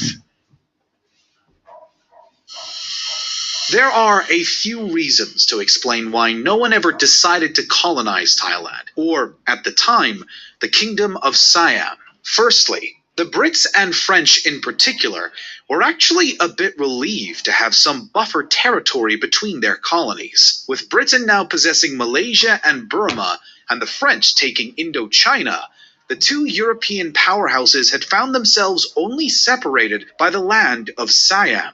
Without it, both sides feared potential border disputes and therefore were excessively hesitant to take the kingdom for themselves. The Netherlands had also entered the region when it colonized Indonesia, and although this buffer state wasn't necessarily needed for them, since it was not between Indonesia and the other colonies, the general state of peace that it could help maintain in the area was still a benefit for the Dutch. So, this established an immediate reason for Siam to remain uncolonized from the very start. But it wasn't the only factor. Secondly, the Siamese kings, especially Chulalongkorn, realized that in order to avoid colonization, they had to transform their political system into a more Europeanized version. This became a massive nation-building project that led to the modernization of today's Thailand. An important aspect of this project was map-making. The Siamese realized that the Europeans put a lot of emphasis on knowledge, especially topographical knowledge. The Europeans used maps to define territory that they ruled, and when borders were ill-defined, they used this as an opportunity to take the land. Also, the concentration of power was important. In the Siamese mandala system, power wasn't well defined. Local rulers maintained a high level of autonomy in different regions, and that could have been a problem for the whole kingdom. After this problem was realized, a standing professional army was introduced. This showed the unity of the kingdom, and it gave the king more power to control the local rulers. The concentration of power became a beneficial advantage in the fight against Western colonization. Another important factor might be the transition to Europeanism.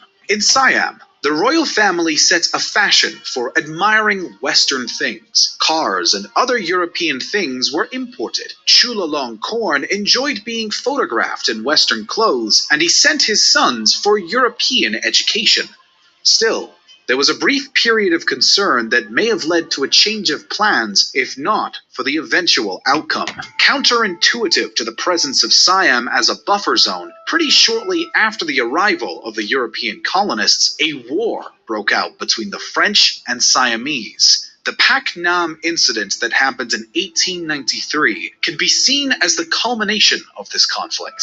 Previously, the French and Siamese had come to an agreement that allowed the French to pass freely all the way up to the Pak Nam Islands, and so they decided to do just that.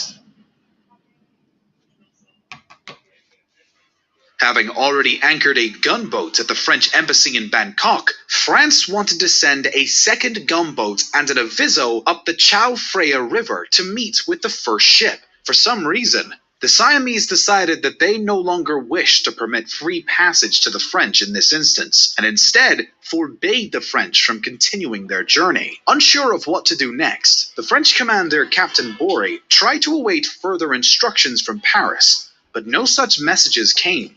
The French consul, Auguste Pavy, suggested that the ships anchor at Ko Si Chung temporarily, until they received proper advice as to how to continue. He informed Bory of the warning given by the Siamese and hoped that this would be enough to pause the journey and avoid any conflict. Bory, contrarily, was more focused on his need to move forward. Given that the next chunk of his voyage necessitated a high tide, Bory wanted to hurry along his way, regardless of what the Siamese wanted.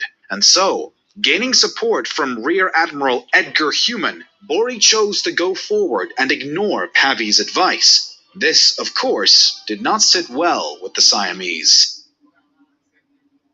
As night began to set on July the 13th, the French followed high tide and continued on their path toward the Pak Nam Islands. The French were unaware of the fact that the Siamese had already been prepared for their entry, having been waiting in their battle stations. At first, the Siamese would have been unable to see the French ships approaching due to heavy rain and low clouds. It wasn't until the rain had let up that night that the Siamese caught sight of the boats as they passed by a lighthouse. For now, there was no action taken. The French ships were not in range of the Siamese guns, and the former was obviously not intending to fight the latter first. But once the gap was closed, the Siamese shot off 2 blanks to see if the French would heed the warning. No response came, and the ships were still moving forward. So the Siamese now fired a real warning shot into the water. Still, the French ignored. Now, the Siamese fired one more live shot to trigger their gunboats to open fire. The French engaged, firing back with their own shots, which caused a wave of chaos to wash over the Siamese defenders, with both the fort and gunboats being commanded by newly arrived Danes who spoke not even a lick of Siamese. The ability of the Siamese to quickly fire back was hindered. According to one witness, the Danish captains on the Siamese ships ended up having to run back and forth between the bridge and the guns, which they would have to fire themselves. The situation scarcely differed at the fort. Likely due to unorganization and lacking effort by the Siamese, the French were shortly able to pass through, mostly unscathed, and reach Pac Nam. This entire encounter angered the French, especially considering the fact that it was a violation of a prior agreement made by the two sides. The initial punishment given by the French was to establish a blockade of the river after the French ships had departed to head back home. This, unfortunately, had a significantly negative effect on British trade as well, which prompted the Brits to put pressure on both sides for negotiations. This was not the first time that the French and Siamese had clashed over political disputes, though. Since the arrival of the British and French, more and more pressure was put on Siam, and they started to lose some territories. Earlier on in the previous year, tensions had started to rise after the French government general of Indochina had sent Auguste Pavie to bring Laos under French authority. Other incidents, such as the expulsion of 3 French merchants by 2 different Siamese governors, also sparked an anti-Siamese sentiment back in France, which only encouraged the brewing friction.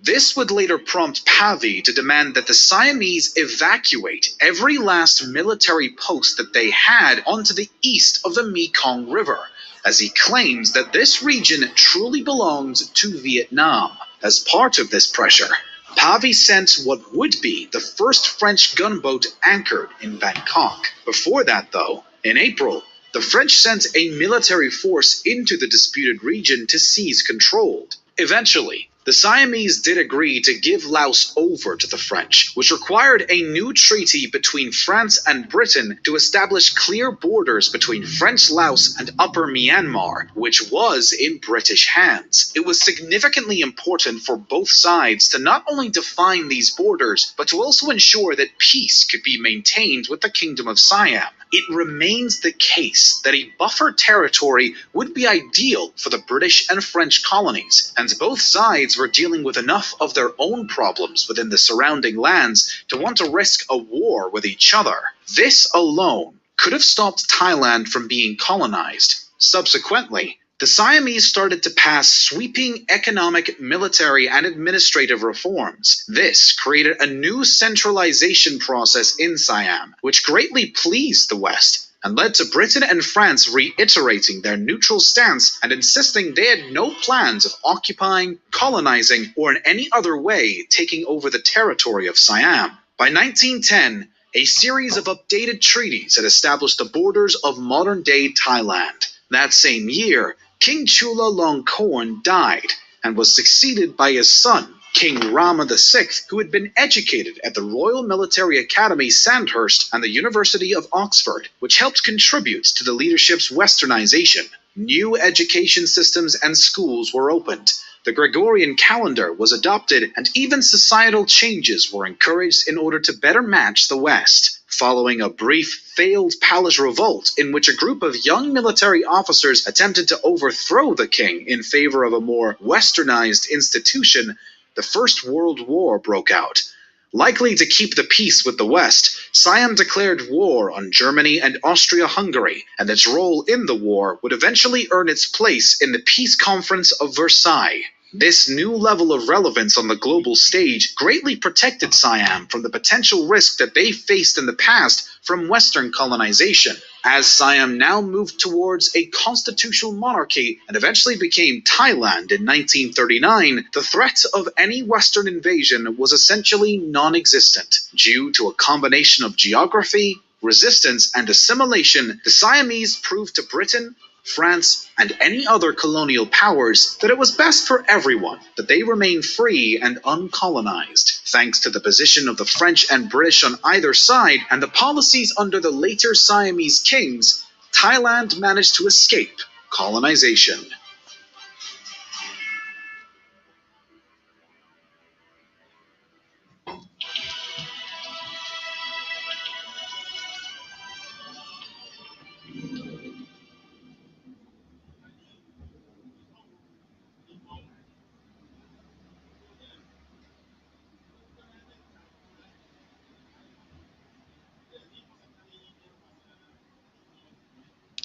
So we have listened to this particular video. I'm looking for the next video. While I'll be looking for it, I will also, okay, I've gotten the video I am looking for. So now we have seen some reasons why Ethiopia. Hey, so Ethiopia, the first utopia. Why When you think Ethiopia of Ethiopia, was not colonized. what do you think about? What do you see? Ethiopia was the first utopia in the world, and Ethiopia is where. Why Ethiopia was not colonized. Now we have heard about some reasons why Thailand was not colonized. Now we are going to go into Japan to hear also brief reasons why Japan was not colonized. So it is all about we coming to the realization of the fact that there is the possibility of a territory or of a people or some people not being colonized. And there is nothing unique about it, outside of their own responsibility to ensure that they do not submit to the colonization. So they realize that it is their responsibility to defend, to protect their territory and their freedom from colonization, and they engaged into action. Now, Japan and Thailand are Asian countries. Ethiopia is an African country. Then beside these three countries here, many other countries were colonized right inside their continent. Like beside Ethiopia, barely the rest of the African countries were colonized, beside Ethiopia and probably Liberia. But they were occupied later on, but they were not properly colonized. So they still retain their own original independence and the original ancestral history intact until today. So there is no change of narrative, change of culture and the histories, and also very indebtedly within them. So though it affects them, but they still fought to protect. And if had it been that the rest of the countries in this very continent, African continent and the Asian continent, we are not colonized, then we will not be suffering from the level of slavery we are suffering today. Now, I'm not talking about the American continent, because I don't know if there is any of them who we are not colonized. Later on, I will go and research to get information about that. So it is the failure of the majority of the African and the Asian countries to protect their territory, protect their integrity, protect their cultural value, protect everything belonging to them that led them to submitting into the colonization. One thing we should have in mind is that there is no time the invaders will relax. It doesn't happen in life. They can never relax. There will always be people who want to take over others. Then it is the responsibility of the indigenous people everywhere to protect themselves, protect everything they have. And it starts from developing our mindset that we should not depend on others in everything. There are things we should do for ourselves. There are things we should depend on others, and there are things we should depend on God. Then we point out those things we should depend on others. Then we begin to go into it as negotiation. Then those things we cannot depend on others, we begin to develop ourselves towards it. That is how people to develop themselves. Then why should I should ask a question? Why was the Europeans not colonized by Africans and by Asians? It is because the Europeans, they prepare ahead of time. They know what they should do for themselves, and they do what they should do for themselves. And they know that definitely once upon a time, people will try to invade them, so they protect themselves. All of the fights among the Europeans were internal fights.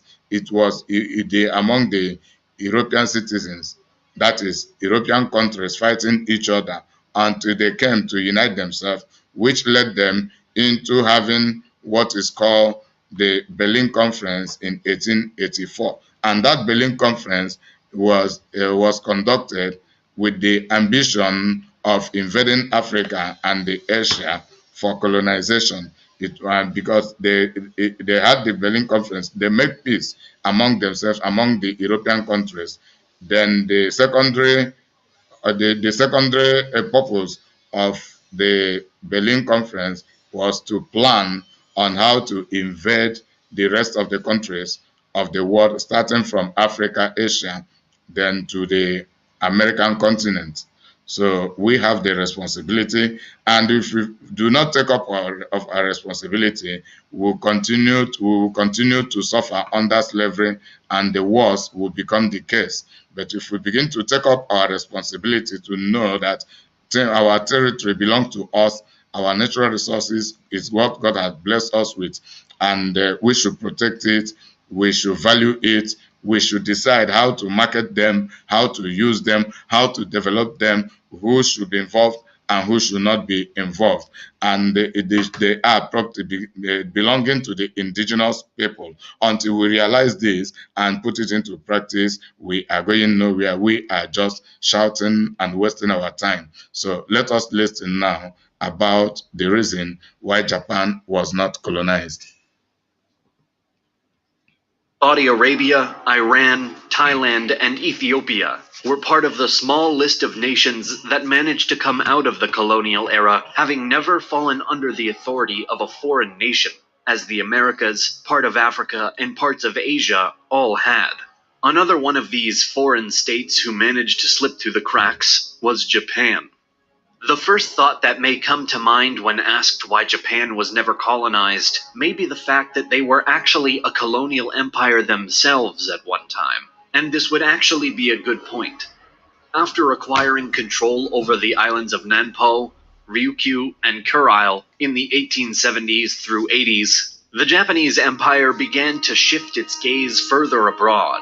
Taiwan was the first of these new territories to come under the Japanese crown, in this case, due to a treaty that had been signed at the end of the First Sino-Japanese War. Next, Japan joined the Western colonial powers in trying to expand through East Asia, which eventually led them to annexing Korea and providing themselves to be a colonizer, not a colony. The Japanese continued on this path throughout the 20th century as well, seizing Sakhalin, some of Germany's colonial territories such as the Caroline Islands and Manchuria. The Japanese colonial empire would eventually meet its end in 1945, following the wrap-up of World War II. But during its existence, it had made the prospect of anyone colonizing Japan itself utterly ridiculous. This means that for roughly 5 decades, the reason why Japan wasn't colonized was simply because Japan was a colonizer. Nuevo Hydra Energetic. Paso 1, antiojeras. Paso 2, crema hidratante. De L'Oréal Men Expert. A colonizer. While this explanation seems the most obvious, and it's a sound argument, it still accounts for less than a full century, and the colonial era had started hundreds of years prior to Japan even becoming a colonial power itself. So what kept intruders at bay in the meantime? Well, Japan wasn't actually completely free of European interference. The Portuguese were the first Europeans to land in Japan when a group of Portuguese traders anchored their ship on the shores of Nipponese in 1543. A new relationship between Japan and Portugal suddenly began to grow, mostly centered on economics, but religion quickly became a talking point as well. Commerce was a huge factor in the Portuguese influence over Japan. Most of their trading goods were coming from China, which had long been off limits to Japan after a ban of contact was put in place by the Chinese emperor. This meant that the Portuguese had something that the Japanese really wanted, but would be unable to get on their own. It was a perfect system, and worked well for a few decades. The Japanese could purchase goods like silk and porcelain from China without having to go directly through Chinese merchants, and the Portuguese were able to expand their influence into Asia even further. Firearms were another popular purchase of the Japanese, especially during the Sengoku period of civil war.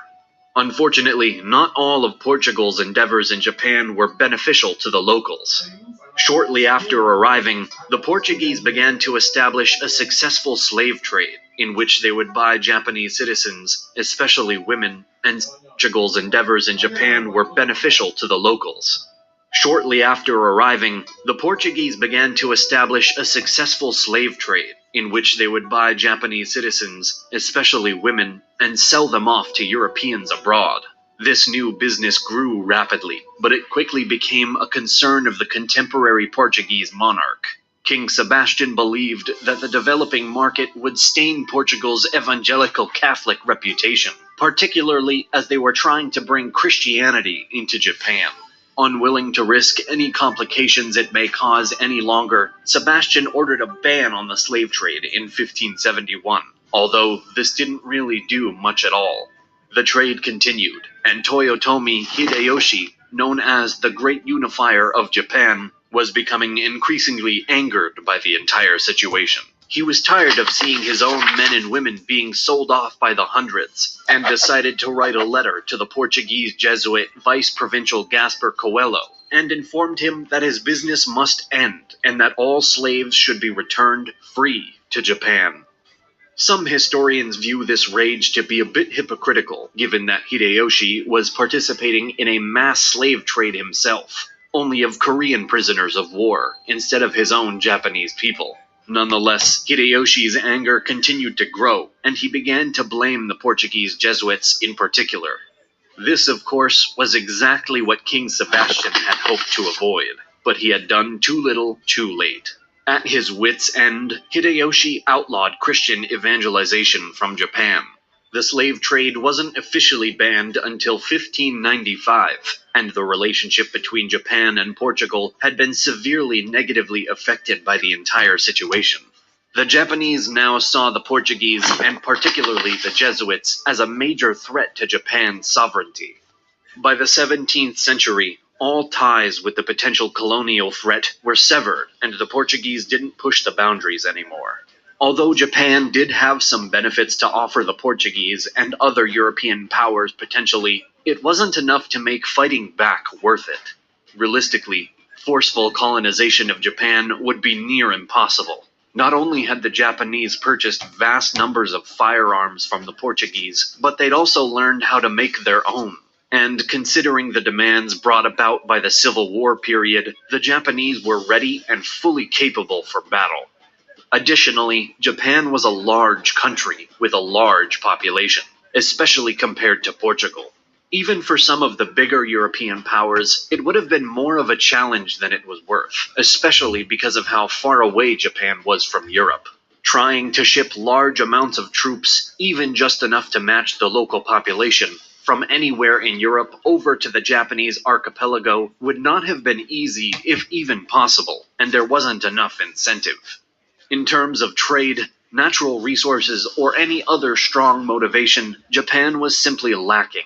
There was nothing it had that the Europeans couldn't find, or weren't already able to get elsewhere from their pre-existing colonies, and that in itself was another factor. Portugal, Spain, and the other colonial powers were all preoccupied with their current colonies, To pull attention and possibly resources from those, any new territory would have had to been very attractive, and more so than Japan was. Lastly, things in Europe were far from peaceful, in multiple ways. For one, the array of colonial monarchies throughout the continent were not all necessarily allies. Competition between them was not only unsurprising, but common, and European wars were by no means rare. This would have kept Portugal and the others not only distracted, but also at a risk of conflict with another rival European nation if any of them had decided to make a genuine effort in the direction of colonizing Japan. Furthermore, all of the Europeans still had to worry about foreign threats, such as the Ottoman Empire, and they were actively trying to expand and consolidate power in ways that directly conflicted with European colonialism. This kept Portugal and their rivals very significantly busy away from Japan, and greatly raised the bar for what Japan needed to offer in order to make colonizing it worth the effort. So the reason why Japan was never colonized was actually a combination of luck and the strength of the Japanese themselves. Luck, of course, can account for the beneficial geographic position of the archipelago being a far way away from major colonial powers. It can also be given as a reason for Japan's lack of resources that could have potentially drawn in more European conquerors. Moreover, the numerical and military strength of the Japanese, even centuries prior to becoming a colonial power themselves, was enough to make the Europeans be at an undeniable disadvantage in the case of an invasion. And when Japan did turn itself into a colonial empire, this was the final nail in the long-closed coffin of potential colonization of Japan. The tables had turned, and the Japanese were now the ones in power, not those being overpowered.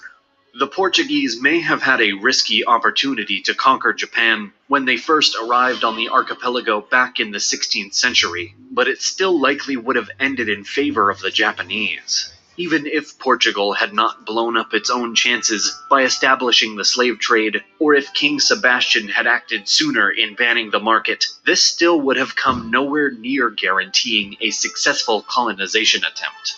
More likely than not, if these circumstances hadn't gone wrong, something else would have. This means that Japan wasn't colonized because, more likely than not, it couldn't have been done without insane risk and sacrifice from whichever colonial power tried to get it done. And the Japanese archipelago remained untouched by colonialism, aside from the short stint of the Portuguese.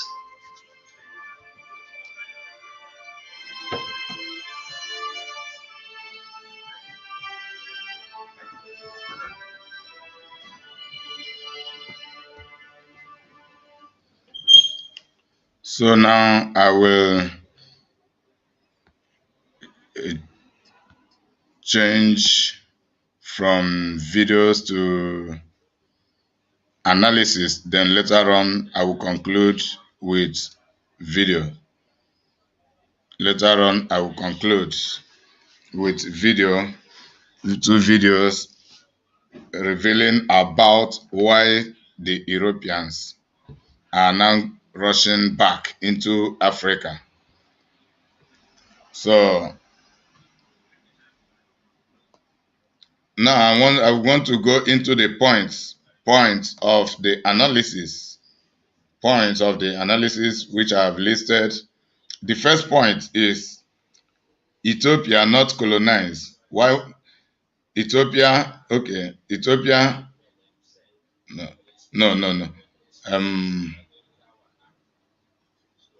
One, Pan-African colors.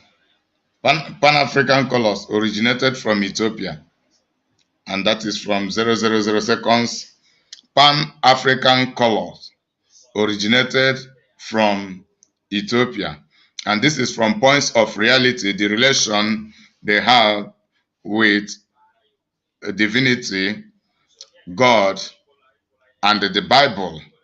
And this is to tell you that Christianity is not initially by God made for slavery. Christianity is made for development. Christianity is made for psychological and character development. Christianity is made for developing peace and justice among humanity and for welfare of human life all over the world. Christianity is made to be the light to reflecting the perfect godliness in heaven here on earth. That is the reason Jesus Christ prayed and said, when we pray, we should be praying that the kingdom of God shall come. Thy kingdom come, O Lord, and thy will be done on earth as it is done in heaven. Christianity is made to be the principle to exercising the heaven on earth. The earth is created to be the replicate of the heaven. So, and we humans are created in God's image to be replicates of God regarding our character-wise, our reasoning, our behaviors, our visions, our creativity, and also our enjoyment, if we can do it God's way. Then the first point, as I've made mention, Pan-African colors originated from Ethiopia. 002nd, Jeremiah 13 verse 23 says, can the Ethiopian change his skin? Do you see the name Ethiopia in Jeremiah? Or the leopard his spot? Then may ye also do good that are accustomed to do evil. So can Ethiopia change their skin? No. God knows the Ethiopians, and God knows the dark skin of the Ethiopians because he has created them, and that is their original skin, and there is nothing, even bleaching cannot change it. Rather, bleaching creams will damage it. But if it is to change it on their own, on our own, to make it, to change it to another color on our own, that is from our blood or from wherever, or we recreate ourselves on our own, it is impossible. God has created us to have this color, to have my color, the more brighter ones and the darker ones than myself. So that is how God has created we the Africans, and God make it not to be changeable. That is our uniqueness, and we should be proud of it, and we should develop to promote it. God created us with our color and with our value, but the reason is that in our ignorance, in our low IQ, we believe we are inferior because the colonizers came to tell us we are inferior. And you see the name Ethiopia and the skin, the color, the Ethiopian, the Africans in the Bible, knowing that at this time even Christianity had not even begun, but we are recorded in the Bible and for the right purpose. So we have biblical record. So God was here complaining against the people, against the Israelis using the Africa, the Ethiopia. He was talking directly to us, telling us about our evil, and telling us that he owns us and we have to continue living his way. This is when we were living on our own outside of godliness that God began to lay this complaint with other factors complementing it. I read Jeremiah 13 verse 23. Then Psalm 68 verse 31. It said, Prince shall come out of Egypt. Ethiopia shall soon stretch out her hands unto God. Princes shall come out of Egypt. Ethiopia shall soon stretch out her hands unto God. Princes, that is leaders, world-class leaders, excellent leaders, top front leaders, princes, those who will reign shall come out of Egypt. That is the purpose of God. Egypt is located here in Africa. That is the plan of God for we the Africans. We should be reigning.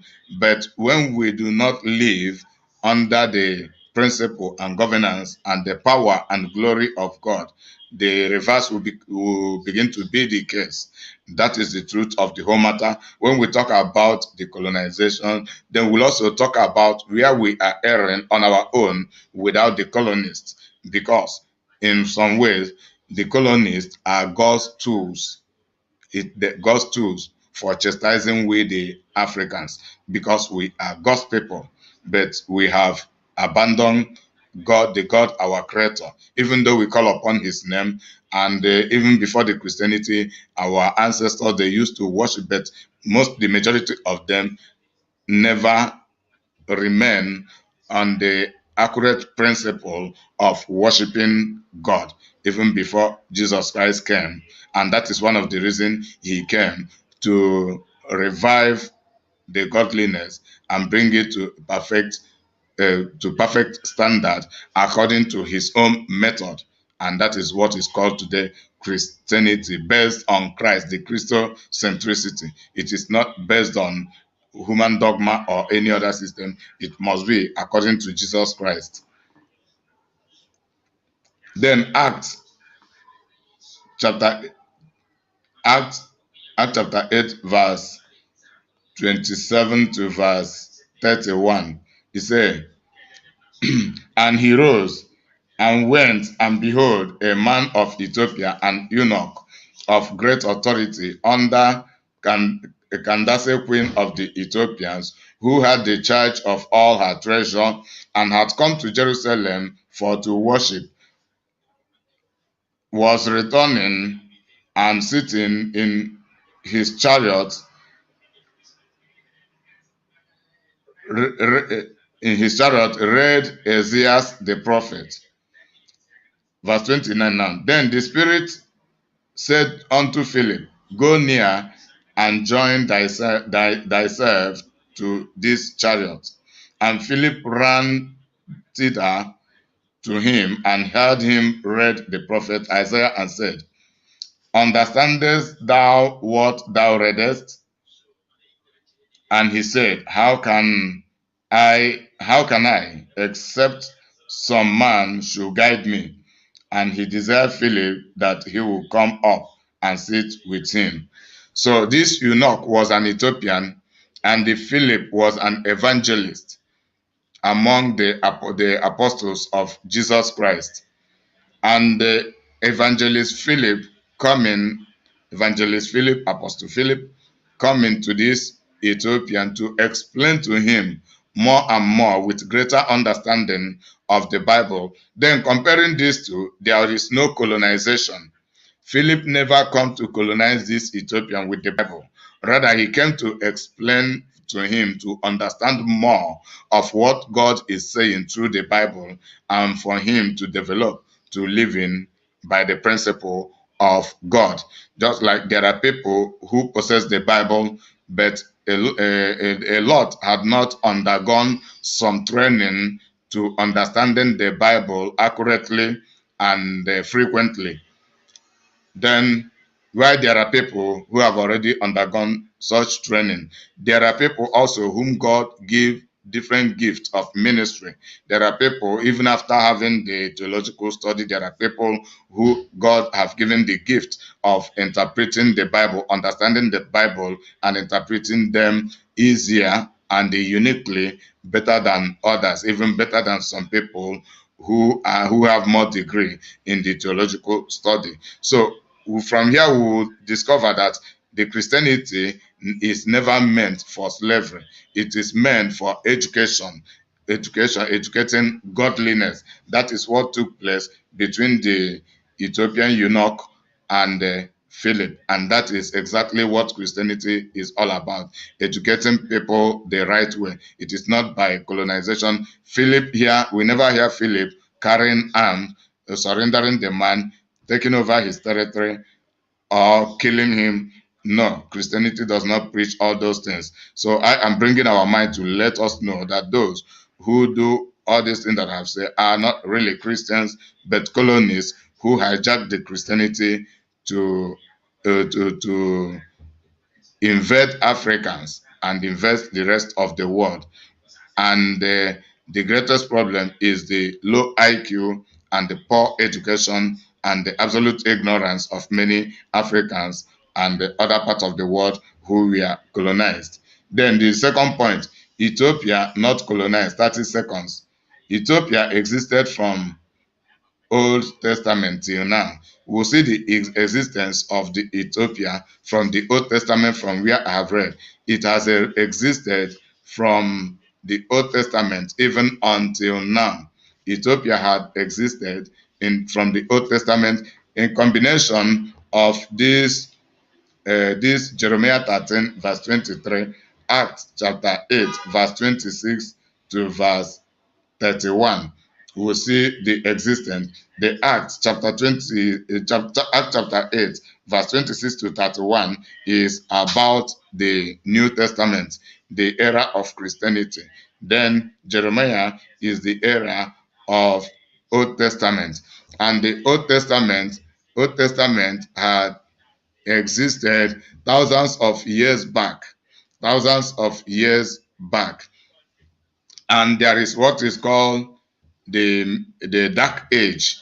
The dark age, when the gospel ceased among the Israelites, that is after the invasion of Israel and the commencement of the Babylon captivity against the Israelites. All those dark age lasted for 400 years. Thereafter, Christianity came. And we see the word Ethiopia and the Ethiopians in the Old Testament, and we also see them in the New Testament. So confirming that Ethiopia had been a Bible name that have lasted so long. This is more evidence to prove to us that Ethiopia was not actually colonized, because it doesn't have any colonial name. The same Ethiopia remained Ethiopia from the Old Testament until today. And that is also to show us the possibility of a people or a territory not being colonized. It is because they fought for it. So now the reason many African countries were colonized is because they were not prepared to confront the colonizers very well. I know that a lot of them fought, but due to their poor preparation, they were defeated after fighting everything. But according to life and according to the word of God, we are to be prepared every moment, every now and then. And this preparation should be generational. Then what did our fathers prepare for us to be confronting these slave masters? Barely our fathers did not prepare anything for us. Though they prepare something, and the preparation, for example, is that at least we live to see today, and they gave birth to us, and all of them did not die. They submitted to slavery. Now it is our time. What are we preparing for ourselves? How are we prepared ourselves? We are poorly prepared, but we are now progressing. My type and many other genuine freedom fighters, we are preparing ourselves. And what are we preparing for the future, for the succeeding generation, those who are from 20 years and downward? What are we preparing? Because they are the leaders of tomorrow. They are the people to lead us as we are getting old. In the next 20 years, they will grow. They will grow stronger and become more adult, while we will grow older when we have no strength anymore to be vibrant. Then what are we preparing for them? How are we preparing them? How are we educating them? How informed are they psychologically, otherwise? What are the Africans developing for defense? What are we developing for defense? And what is the vision? What is the move we are moving? Are we still relying on others who will take advantage of us to program us how everything should go? How are we determined concerning we having our own gadgets to protecting ourselves? I mean, materially, otherwise, educationally, in industrialization. How are we prepared for that? Are we still backward? What are our leaders doing concerning it? And how much are we holding our leaders responsible to do what they are under compulsion to do? How are the youth doing that? If we are not doing that effectively, it means we are going backward rather than progressing. Then 3, Okay, okay. That too, let me read Jeremiah 13, verse 23. Can the Ethiopian change his skin, or the leopard his spot? Then may ye also do good that are accustomed to do evil. Then added the same Psalm 68, verse 31. He said, Princes shall come out of Egypt. Ethiopia shall soon stretch out her hands unto God. This is the will of God for we, the Africans. But how are we doing this? We have abandoned it. It is something we should know. It is something we should be doing. But how serious are we to developing ourselves to produce these present and futuristic princes? World-class leaders among Africa. How are we? What are we doing? How are we prepared? What are we doing? What quality of education do we have for ourselves, for our children, for the forthcoming generations?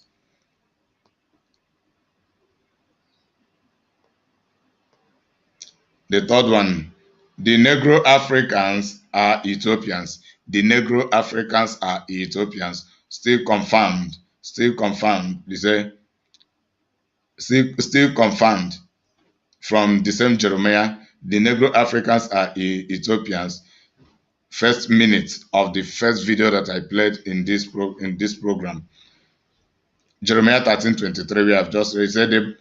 Then my little comment, the Bible text is supposedly referring to the dark skin color of the Africans originally from Ethiopia. Yes, then reading the Bible text, can the Ethiopians change his skin, or the leopard his spot? Then may ye also do good that are accustomed to do evil. All of the readings now have been from King James Version. The readings now, for now, have been from King James Version. All of the Bible texts have been written. Then 4, the Jamaicans are Ethiopians. These are the first minute of the video. The Jamaicans are Ethiopians. Then see a brief statement I have written. They say slave trade, migration, and remigrations place the Jamaicans and all other dark-skinned people from Ethiopia, Africa, to the rest part of the world. Yes, slave trade, migration, and remigration, that is willful migration, slave trade, have placed many Africans, or most of the people, or if you can trace every dark-skinned person's origin, ancestral origin, to Africa, and tracing it to Africa, no matter where their ancestors were caught for slavery in Africa, the trace of every African is Ethiopia. As we have had a lot of analysis from professionals. So some of these people you see that have made this video, they are archaeologists. Some of them are Bible historians, some and the social historians. So some of these people you see there are professors that are not just ordinary people. They get the right information, then they come to present it. It is all about we educating ourselves for the betterment of our people now and tomorrow and forever. 5, Nubians are the dark-skinned people. The Nubians, the dark-skinned people, they still have the name Nubia or Kush still in first minute of the video. You see? Then my little brief statement there is Nubia, Kush are other ancestral names for Ethiopia. Yes, Nubia and the Kush. Whenever you hear the word Kush, I can't trace whether Nubia is in the Bible. I'm sure that Kush is in the Bible. So whenever you hear the word Kush, it is talking about the Ethiopia and the Ethiopians. 6, Ethiopia, the capital of Africa. Second minute. Ethiopia, the capital of Africa, because all Africans have their origin from Ethiopia. The black people of Noah, the black people as the descendants of Noah, they landed primarily in Ethiopia, and they began to migrate, each of them changing their direction changing their direction, and Ethiopia was their where they settled primarily, and they continue to migration. So the capital of Africa as a whole is this Ethiopia. That is for real. Then I have a little a brief statement there. I say Ethiopia retains her African name from the Old Testament to the New Testament from over 2,000 years ago till now. These two in New Testament era had lasted for over 2,000 years, and that is to tell you, to give you more proof, that biblical proof, and even from Christianity, that Ethiopia was not actually colonized, because all this colony took place from about 500 years ago until now, or 600 years ago until now. But Ethiopia had retained his name from the Old Testament, entering the New Testament, and the New Testament had outlasted the colonization, yet Ethiopia still retained the same name until today. Then I back it up with where I have read before, Jeremiah 13 verse 23, Psalm 68 verse 31, Acts 8 verse 26 to verse 27.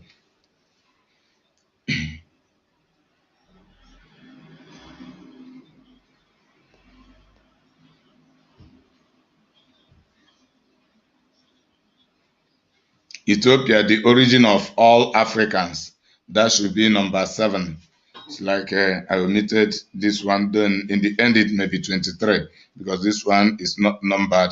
So it should maybe 23 in the end. Ethiopia, the origin of all Africans. Yes, that is true. What I've just said, reading the article posted on my WhatsApp. There is an article I posted on my WhatsApp. I should read. Then I made research about it. Then jot Psalm 68 verse 31 where we have read. Jot also the same Jeremiah 13 verse 31. Jot Acts chapter 8 verse 26 and verse 27. Excuse me, I am coming right away.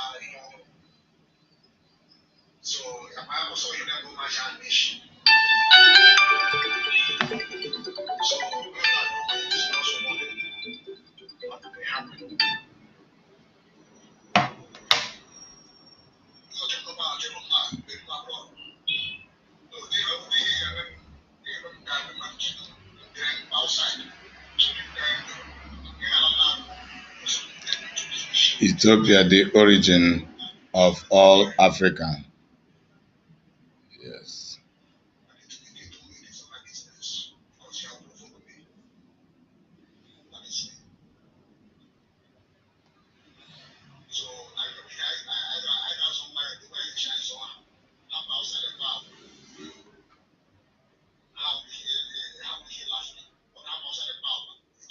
Then there is an article I want to read, and this article is gotten from what the Bible says about feudalism, forerunner commentary. They say Shem's tents have names. Here are a few of them. Most prominent of all is sovereign nation state, a European innovation that replaced feudalism and established the rule of law. This tent took years to erect, but a good benchmark date is 1648, when the Treaty of Westphalia and Europe 30 Years' War created a stated center international order, a state-centered international order which very slowly grew in power and popularity.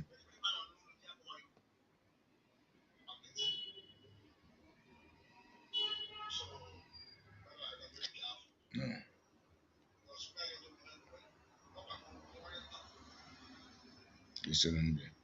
Okay, let me try this one. I didn't get what. Blacks in the Bible. blacksinthebible.net dot /hagar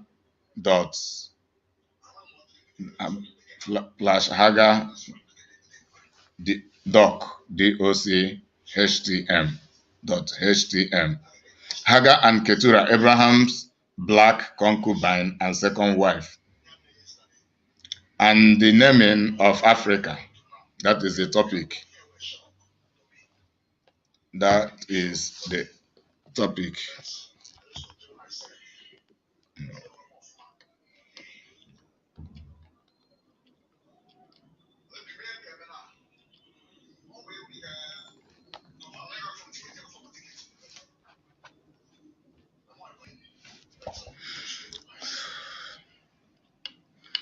One of the most important and influential men in the Old Testament is Abraham, affectionately called father by three major religions of the world. Abraham and his beautiful wife, Sarah, wandered the desert of Africa, Asia, and Arabia in search of a city whose builder and maker was God himself. During this trek through Africa, Abraham feared his greatest black king, known as Pharaoh, would slay him in order to take his beautiful wife, later called Sarah. According to Genesis, Abraham married his half-sister, who was also a descendant of Shem, and Abraham married her half-sister. So Abraham is also an African. Abraham married her half-sister, and logically, he said that Sarah, her wife, was her sister. Then Abraham, that is among the descendants of Noah, these two people descend. They were siblings. They were not immediate. They were not immediate nuclear family, brother and sister, but they were siblings, like cousin to cousin or cousin to nephew, cousin to cousin or cousin to nephew. So, or cousin to grandnephew, some things like that. So this is exactly what happened, but they are of the same blood lineage, not really of the same mother and of the same father. And that is recorded in Genesis chapter 11, verse 10 to 27. Abraham told his wife to tell the Pharaoh that he was her brother, so the African king would spare his life. Fooled by this deception, the African king took Abraham's beautiful Shemitic wife to ravish her, and God had to intervene to rescue her. Later, Abraham and Sarah told the same lie to another black king, who also wished to misuse Sarah for his pleasure. The beauty of Abraham's wife must have been remarkable, for she was in her mid-60s and late 80s when this event happened. God again intervened. The biblical account is as follows. So I will not begin to go deep into the biblical account, and I will just go straight to and we see the origin. And when I will read it later, to read it to detail, we'll come to discover that even Hagar was an African. Hagar, who was their house help, their house girl, as of then, was an African. So because of time factor, let me continue with that one. I have made mention of that Bible quotation. The more Bible quotation on this is Genesis chapter 12. Genesis chapter 12, then focus on verse 15, 16, then, and the more, if you have the time, you go to the book of Go to the book of First Chronicle chapter 1, verse 17 to 27. Genesis chapter 20, verse 12. Okay. Then to search further, you go to www.blacksinthebible.net to search further for this verification.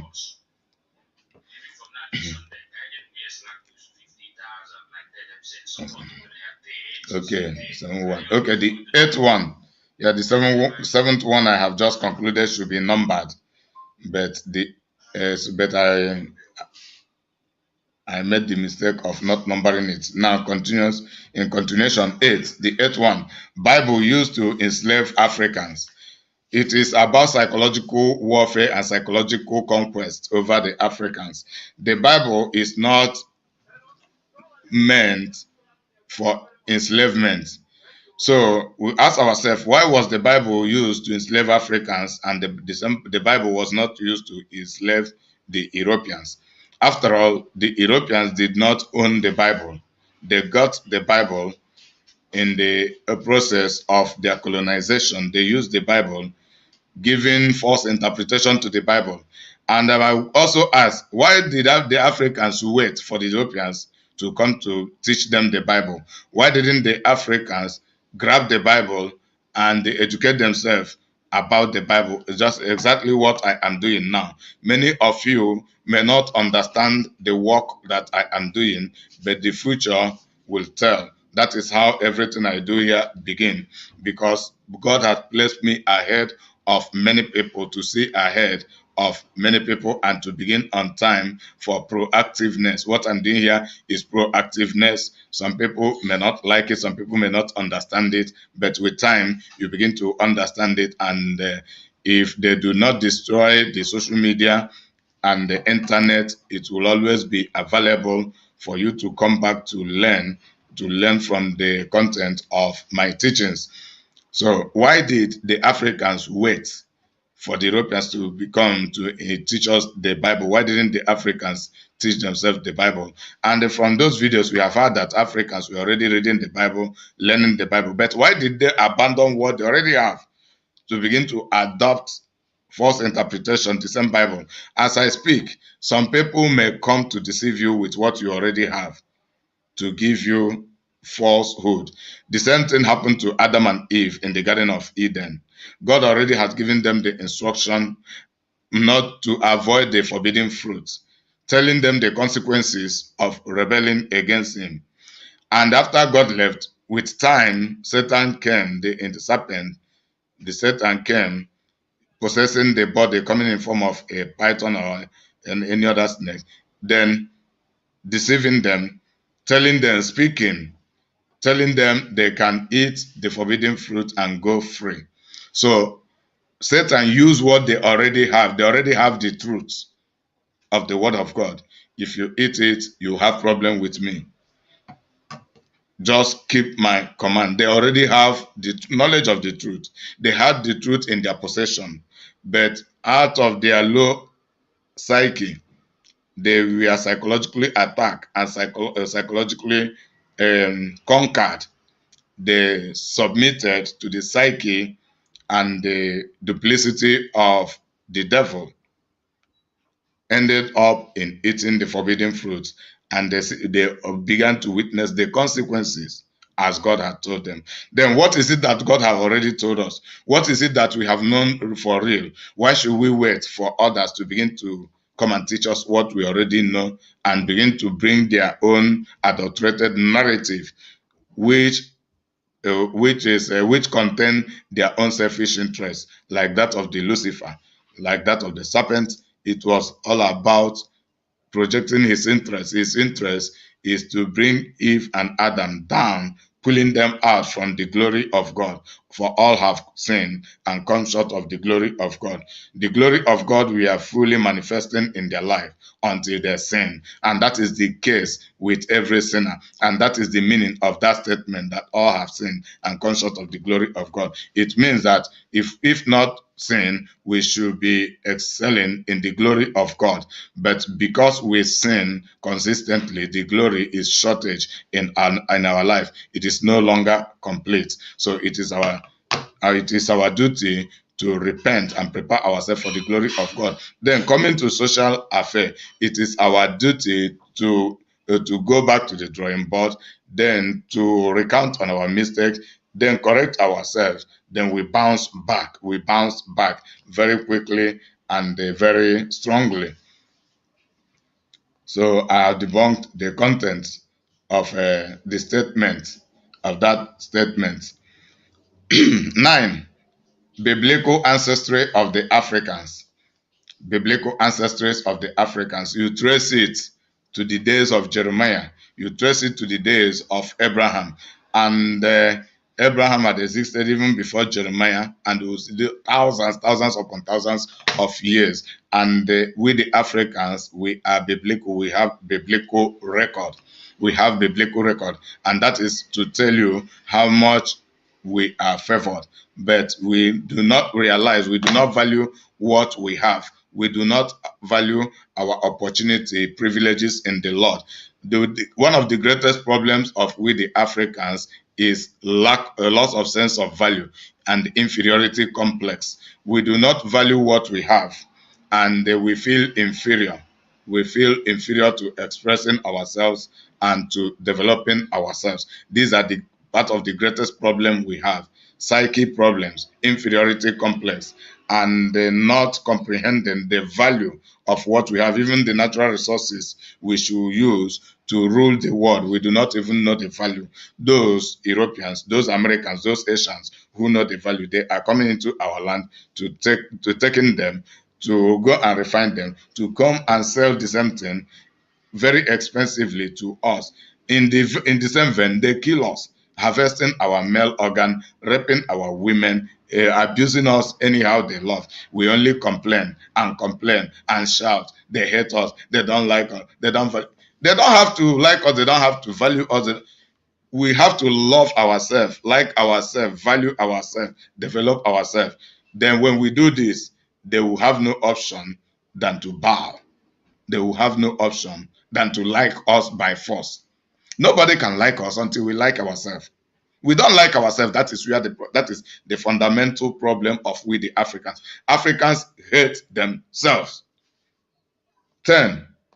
Biblical truth versus lies about the Bible. So the biblical truth versus lies about the Bible. Then they will tell you, some people will say okay.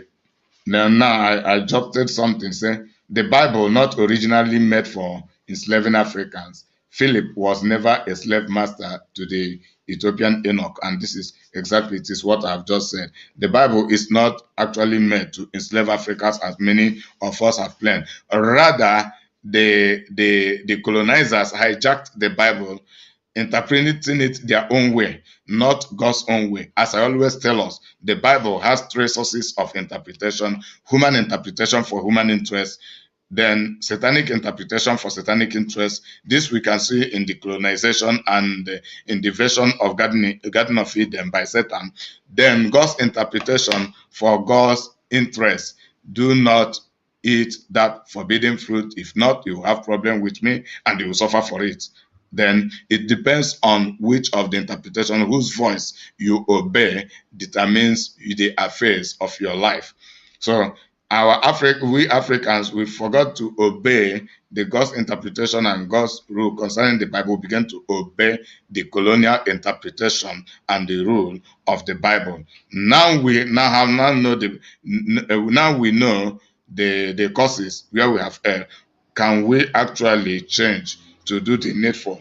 This is one of the reasons I do what I do, to bring the accurate and excellent knowledge to we the Africans. But how many people do actually listen to my programs? That is where the problem lies. At least numerous Africans should be coming to listen to my programs, and I teach all these things free of charge because of the love I have for Africans, and because God has called me for this very great assignment. It cost me a lot to be doing what I am doing, and providing it free, absolutely free of charge. But how many people do make out their time to listen to it? So hating of education is one of the greatest problem of Africans. Africans do not want to learn. They want to always defeat knowledge with ignorance. The Bible not made to colonize Africans. Then the issue of the matter between Philip and the Ethiopian eunuch is a classical example. I read Acts chapter 8 from verse 25.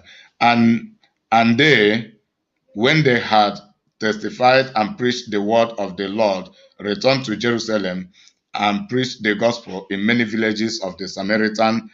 And the angel of the Lord spake unto Philip, saying, Arise and go towards the south unto the way that goeth down from Jerusalem to Gaza, which is desert.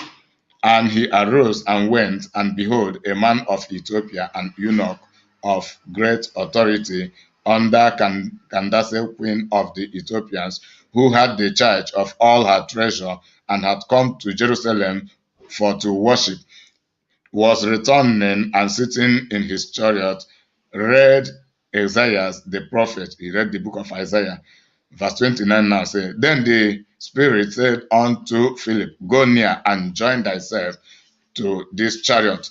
And Philip ran thither to him and heard him read the prophet Isaiah, and said, Understandest thou? I say, Understandest thou what thou readest? As is the question. Then it is from there Philip began to educate him, and he never colonized him. He never colonized him, rather he educated him by giving him the proper interpretation and conveying the will of God concerning what God has to say in those books and concerning humanity. Then to know more about this, go on YouTube, search out my video with the title Globalization of Christianity. Globalization of Christianity, and I believe that has part 1 to 3. Globalization of Christianity, how Christianity travel all over the world and the purpose they serve. So when you go there, you have in-depth understanding about Christianity and the Bible, not actually made for colonization, but what hijacked by the colonists, counterfeited it, then use it for their own personal gain and not for God's purpose. 11, Ethiopia, referring to the skin color of the Africans. Yes, that is what the Ethiopian is referring to. Then you see that also going back to Jeremiah 13 verse 23. Can the Ethiopian change his skin, or the leopard his spot? Then may ye also do good that are accustomed to do evil. Verse 12, the 12th point, the Western colonists began killing wise Ethiopians. These are the 8 minutes, of the video. Then the Ethiopians, the 11th one, 7th minute of the video. The 11th one, 7th minute of the video, which is Ethiopians referring to the skin color of the Africans. The 10th one, biblical truth versus lies about the Bible, 5th minute of the video. The 9th one, biblical ancestry of Africans, 4th minute. 8th, Bible used to enslave Africans, 3rd minute of the video. Then 7, Ethiopia, the origin of all Africans, 2nd minute of the video. The 12th one, the Western colonists began killing wise Ethiopians. Yes, it is called feudalism. It is called feudalism. Feudalism. I have made videos regarding feudalism. Feudalism is a part of a strategy, and the most dangerous strategy of colonization. Even though the former colonization has seemed to be over, So, but due to the existence of feudalism, we have what is called neo-colonialism. The colonialism is still progressing, but without people understanding it, because people do no longer see the colonists very close to them, but there is an established system where your own king, your own leader, your own church, first church leaders, the rest of them political leaders, they are the colonists, colonizing you and being accountable to the foreign colonists, while the foreign colonists sit in their own homes, in their countries, controlling you with your own indigenous leaders who travel from our own home to them to give account on how things are going on. Then they exploit us. It is now our own leader to have managing the colonization in favor of the foreign colonists, and then to the detriment of we the indigenous people. Then it is called feudalism. And when it is done by force, telling you must obey them or you die, this is what it was happening, and it is still happening today. So when we see all this thing happening in Biafra land and the rest of the Africans, we should not be surprised. It is that feudalism, and the most dangerous people we have is the feudal stooges we have as leaders, because African leaders are all slaves to the colonial masters. And when the system of slavery leadership is not changed in Africa, it is too difficult for improvement. Then what are we doing to change the slavery leadership being imposed on us in Africa? That is the question we should ask ourselves. And no other people can change it apart from we, the indigenous people of Africa. Then I think that should be where I'm supposed to read the article I brought up before regarding feudalism. Then, okay, it is not too long, so let me try to read it. I want to read about feudalism, but I have my videos on feudalism which I've made from up to part 1 to 7. Now I want to read the content. Then record Genesis chapter 9 verse 27. It says, Shem's tents have names. Here are a few of them. Most prominent of all is sovereign nation state, a European innovation that replaced feudalism and established the rule of law. This then took years to erect, but a good benchmark date is 1648, when the Treaty of Westphalia ended Europe's 30 years war and created a state-centered international order which very slowly grew in power and popularity. The treaty was the death knell of feudalism. The treaty was the death knell, Knell, of feudalism. Feudalism is spelled Feudalism. Feudalism. Then I repeat, the treaty was the death king of feudalism, an economic system where the king owns all the land for a fee or fief. Fief is Fief. He parcels out the land to vassal, who in return own him a part of the land's wealth, as well as military muscle and loyalty if the king should be attacked. Exactly what is going on in our home country today, home countries. Then the vassal is spelled Vassal, with plural. Vassal means stooge leaders, stooge kings. The vassals could subdivide their fiefdoms, Fiedoms, giving land to lesser nobles, and those nobles to yet more inferior nobles, and so on. Feudalism is government by loyalty oath. Europe's development of a nation-state system contrasts sharply with Asia's. The great potential of Japheth remained untapped by her leaders for centuries because they refused to set feudalism aside. Consider that as early as the 13th century, the Mongol Genghis, Mongol, M-O-N-G-O-L, Genghis, the Mongol Genghis Khan, Khan, could project enough power to threaten Eastern Europe. Even then, Japheth had a great population than Europe and a great economic potential by virtue of her large market.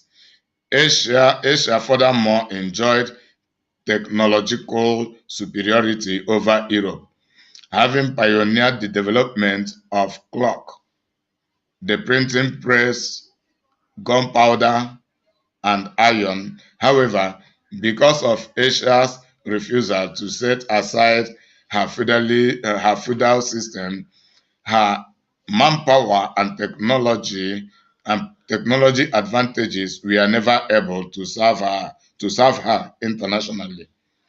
It was not until 1984, centuries after Europe put aside feudalism, that China followed suit. That happened when Mao Zedong consolidated his control over a number of Chinese warlords and proclaimed himself chairman of what later became the People's Republic of China. As we will see, in 1948, China stepped into one of Shem's tents, Marxism. Japan likewise did not abandon her feudalism until the mid-14th century, after American Commodore Matthew Perry steamed into Tokyo Bay, demonstrating to the Japanese leadership the extent to which she had fallen behind the rest of the world during 3 centuries of strict isolationist policy. Japan as well subsequently set about to step into Shem's tent. A second tent of Shem is the institution of private property, which the nation-state established gradually and with varied sources. While some people in antiquity enjoyed private property, notably those in ancient Israel, such rights were virtually non-existent under feudalism. The right of common individuals to own property spurs entrepreneurial activities by permitting people to keep the fruit of their labor. Spurs, spelled as S-P-U-R-S.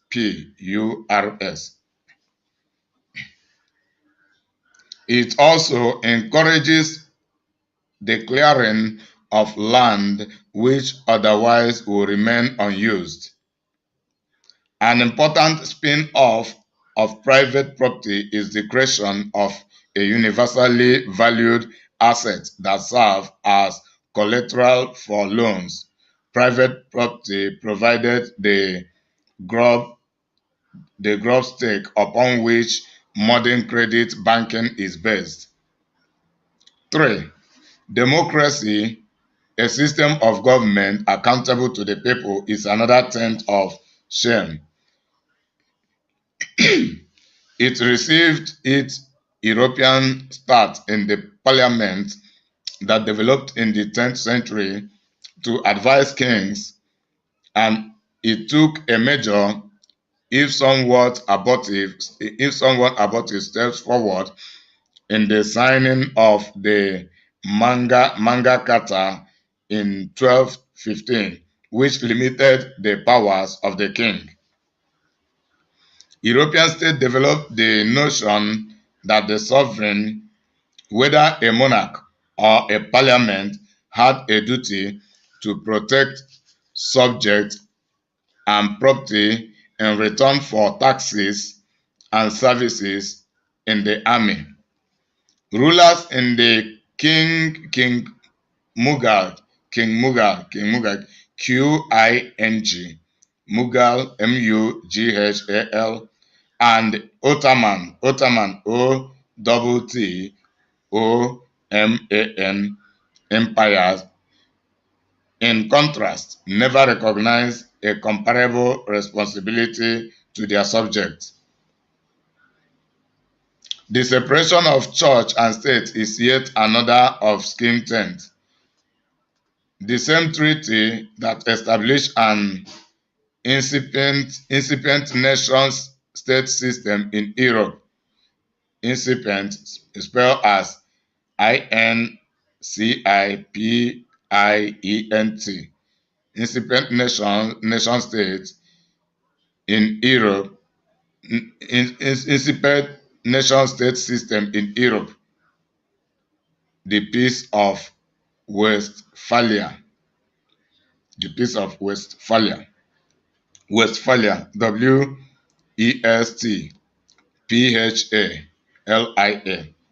also promoted the idea that man's government worked best for civil and sacred power structure remain separate.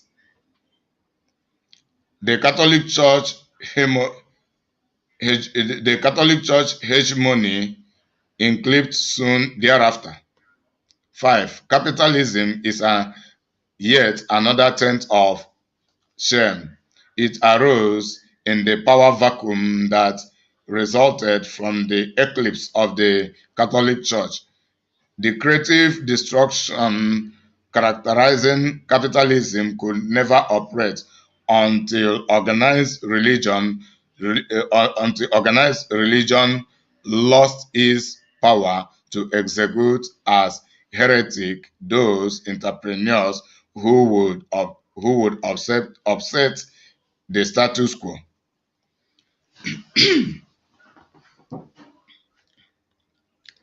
Max Weber, focusing less on Catholicism, traced capitalism's rise to the Protestant work ethic that was an unintended consequences of the Reformed theology peddled by John Calvin, 1509 to 1564.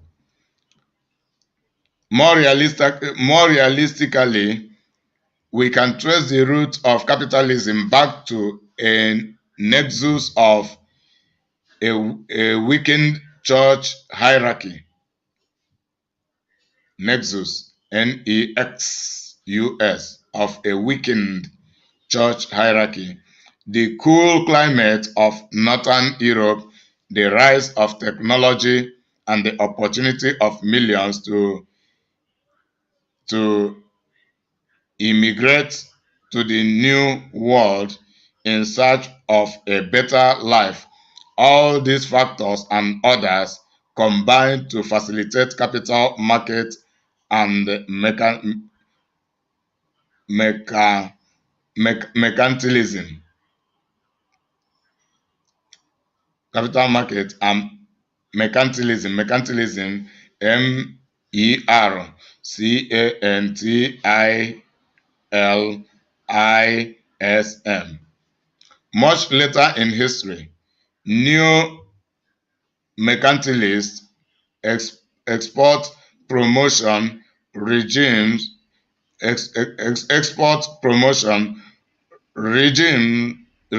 were adopted by Japan, South Korea, Singapore, and Taiwan.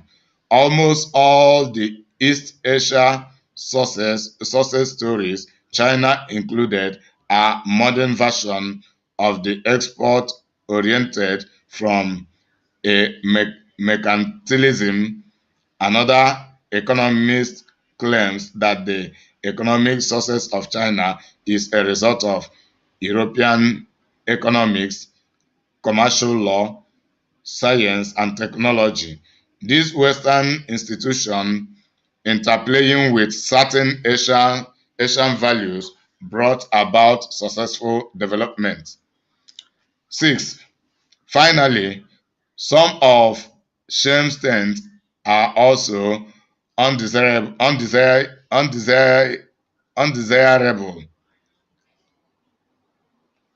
Finally, some of the Shem's states are undesirable as to be downright disgusting, downright DOWNRIGHT, downright disgusting. Of such are Marxist communism, fascism, and Nazism. For all their differences, each of these three totalitarian systems deny democracy and the rule of law. They all, though fascism to a lesser extent, get their intellectual underpinnings from Karl Marx. They get their intellectual underpinnings from Karl Marx. It is interesting to note that China, when she finally cast aside feudalism in the late 1940s, adopted communism as a culturally acceptable substitute to authoritarianism. She is only slowly and fitfully moving from this tent of shame into somewhere more respectable digs. Then record Genesis 49 from verse 21 to verse 26. Before God instituted this great tribulation in Egypt, this is a statement following where I have quoted. Before God instituted this great tribulation in Egypt, the people were a relatively free people living where they wished and enjoyed the private ownership of land. They also owned the means of production, in this case, the livestock. Egypt was not, at this time, a socialist state. Yet, as a result of this great distress that they were suffering, the money supply dried up and the people became serfs, S-E-R-F-S. They became slaves to the government. They were relocated at the will of the government that owned the land. They are basically capitalistic system, capitalistic because capitalism is connected with the ownership of land, gave away to a far more limiting and inefficient means of allocating goods and services called feudalism. The people became serfs, sharecroppers, Croppers.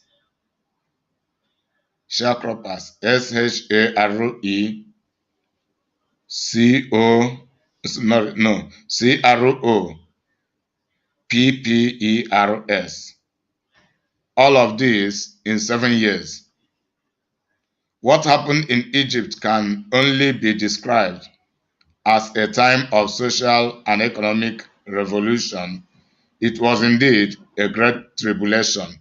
It was indeed a great tribulation, written by Charles Whittaker, 1944 to 1921. Then, if you want to furthermore, you type on Google the order of great tribulation, the order, OTHER, the order of Great Tribulation. I have made a video. But that is about the Great Tribulation, about tribulation. The video I titled Pre-Rapture Tribulation. Some people understand it very greatly. Some did not understand it due to the Bible making mention of the Great Tribulation and a time for it, which should commence after the rapture. But there is the existence of pre-rapture tribulation, the tribulation that takes place before the rapture. And this is what we are experiencing stage by stage. But people never understand it. The word tribulation terrified many people. The word tribulation is about suffering, difficulties. Then there is the minor tribulation, there is the greater tribulation. But the great tribulation, as recorded in the Bible, it should be the highest, the peak, the highest aspect of the tribulation. But Jesus made mention of tribulation prior to the rapture, which is not the great tribulation, but the minor tribulation. And that is the reason I call it pre-rapture tribulation. And from the article I have read, we have had mention referring the experience of the Israelis and the Egyptians, the people who lived in Egypt in those days, referring it as a great tribulation, and this is as a product of famine that struck Egypt, the famine that Joseph interpreted about from the dream God had given to Pharaoh. So it was about this suffering upon there was no religious persecution in it. It is still being attributed to a great tribulation. So tribulation happened in different ways. So, but the one of the Bible, the aftermath of the rapture will be the greatest aspect of the tribulation in the humanity will ever exist, and that will be experienced worldwide. It won't be just for a particular region of the world where humans occupy. Now I go back to the points of narratives. Now 13, the Queen of Sheba was an Ethiopian.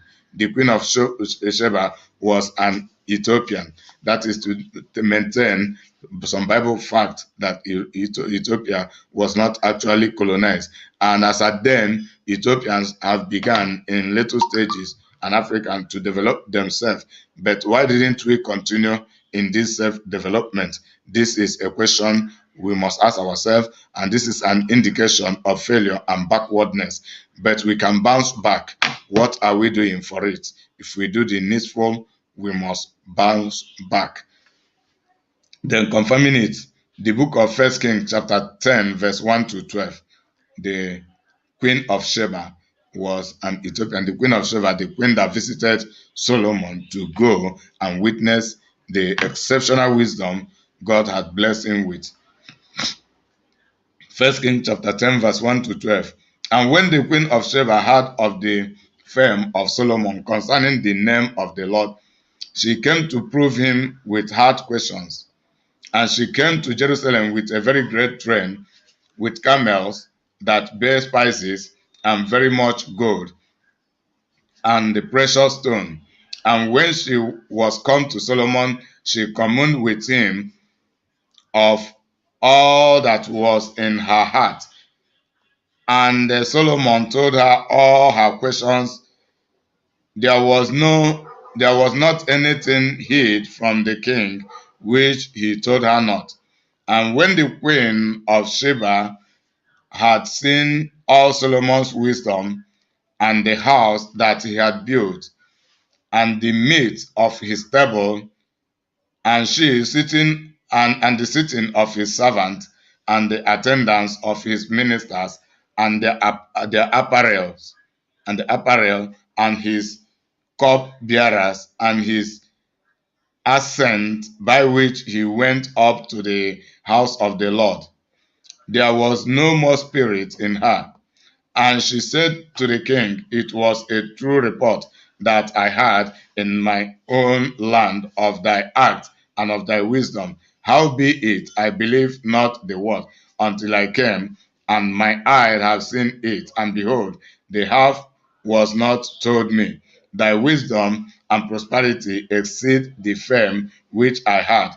Happy are thy men, happy are thy servants, which stand continually before thee, and that bear thy wisdom. Blessed be the Lord thy God, which delights in thee, to set thee on the throne of Israel, because the Lord loved Israel forever. Therefore, therefore made he therefore made he thee king to do judgment and justice. And she gave the king 120 talents of gold and spices, very great store and precious stone. There came no more such abundance of spices as these which the queen of Sheba gave to Solomon. And the navy also of Hiram that brought gold from Ophir, Ophir,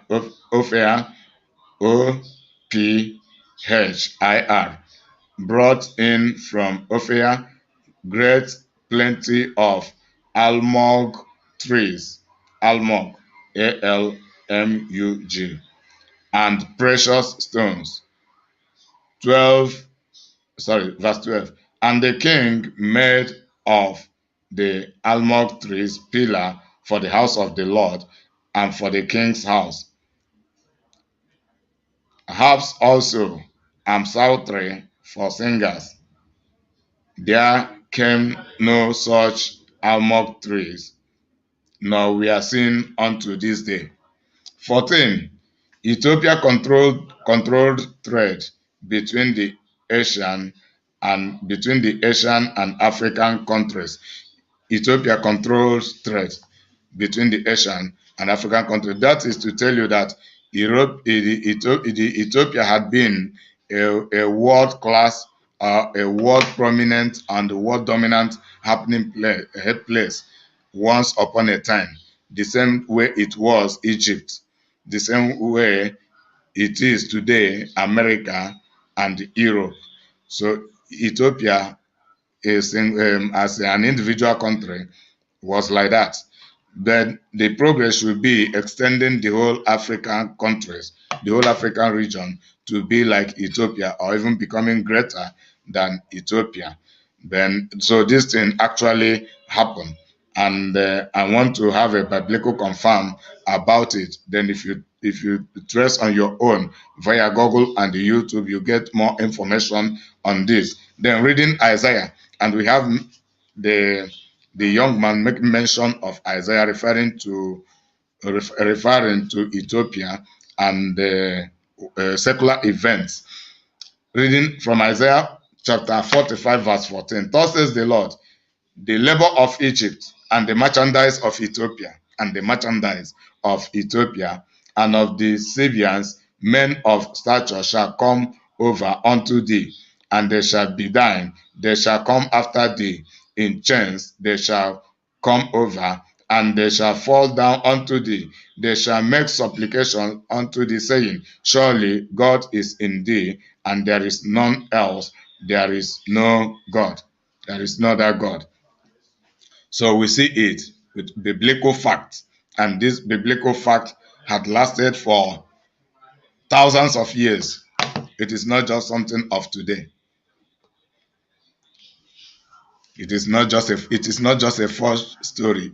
It really happened. So when you become a staunch student of the Bible, there are many things you will know in life. You will know many things in life that you shouldn't have known from academic education. Academic education is political. It is from there they create colonial education. But when you understand the Bible for real, you study it for real to understand it for real, then you have knowledge with assurance regarding whatever you know, discover from the Bible. You see the reflection in the secular happenings. 15. Christianity in Africa started in Aksum. Then in the process of playing the video, now Aksum here is spelled AKSUM. Then in the process of the video, it can also be spelled as AX. AKSUM. Here it is spelled AKSUM, action. And it is on the 12th minute.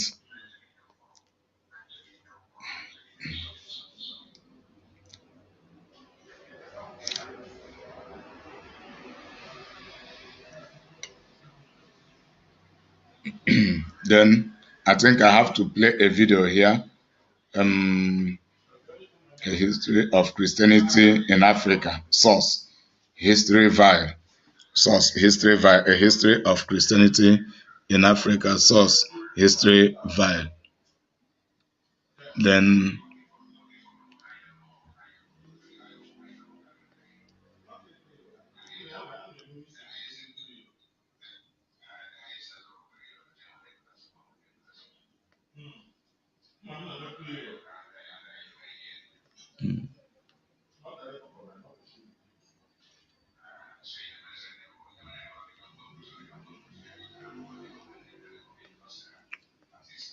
let me see if I can get that particular video from YouTube. What's the title? According to me, A History of Christianity in Africa.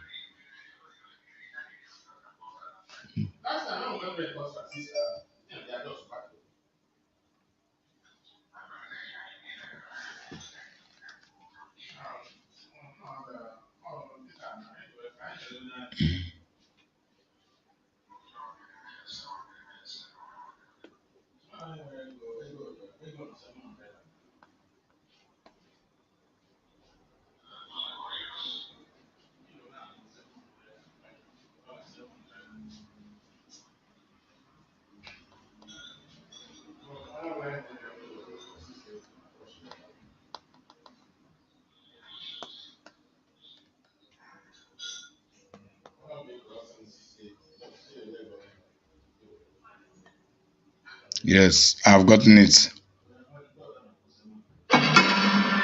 fueras un animal, ¿cuál serías? Cerveza del águila, saborea tu libertad.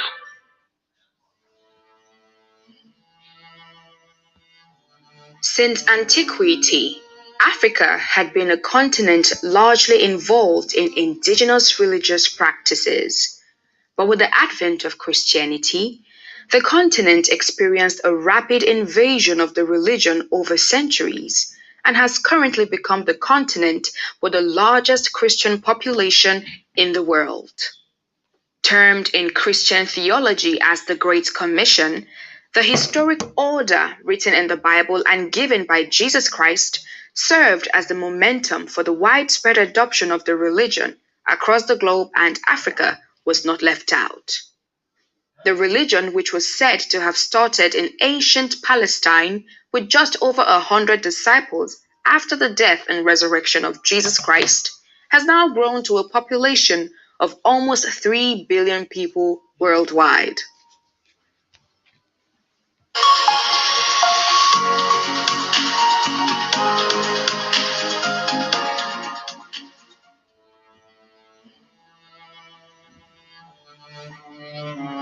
The earliest account of Christianity in Africa is found in one of the books of the Holy Bible. The story revolves around a prominent Ethiopian eunuch on a journey who encounters one of the disciples of Jesus Christ. The disciple, Philip, preaches to and converts the eunuch and baptizes him in the river Jordan. Although there were no confirmed reports that this eunuch became an evangelist, many believe he took the religion to Africa and sowed the first seed of Christianity. However, the spread of Christianity in Africa is mostly attributed to Mark the Evangelist, who is reported to have brought the religion to Alexandria, Egypt. It would be surprising to note that the northern region of Africa, which is now predominantly Muslim, was the first port of call for the introduction of Christianity to the continent. It was in Alexandria, a city in Egypt, that the first seeds were sown.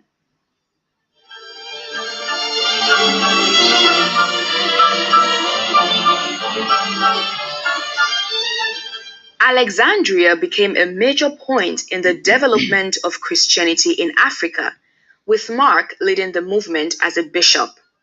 In Alexandria, systems and structures were put in place to foster the growth of the Christian community there. Notable schools were also established in the city, such as the Catechetical School of Alexandria, which was founded in the latter part of the 2nd century by Clement of Alexandria. This school became a center for intense literary study and interpretation of the Bible. Alexandria also produced many notable scholars, such as Titus Flavius Clement, popularly known as Clement of Alexandria, and Tertullian, who was known as the father of Western theology. From Alexandria, Christianity spread to Carthage, a town in Tunisia, also within the confines of North Africa. The Church of Alexandria waxed strong only for a short while before differing theological opinions arose. This led to its division into the Coptic Orthodox Church of Alexandria and the Greek Orthodox Church of Alexandria. At the time of the growing Christian community in Africa, North Africa was largely under Roman rule. This influenced the language that was used to spread Christianity in the region, which was Latin.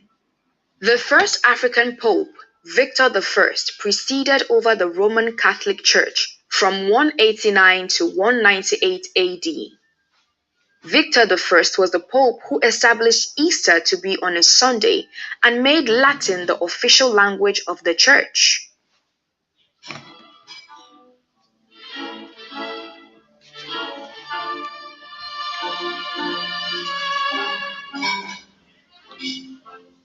Colonization played a major role in the spread of Christianity in Africa. As European countries began to take charge of different African regions, they also began to influence the locals in the religious aspect too. Their resistance to the colonial masters did not deter them, but paved the way for more forceful tactics, which would ensure that the religion spread. Communities and their leaders were persuaded and converted by the Christian missionaries. The Portuguese tried to introduce Catholicism to sub-Saharan Africa in the 15th century, but it wasn't well received.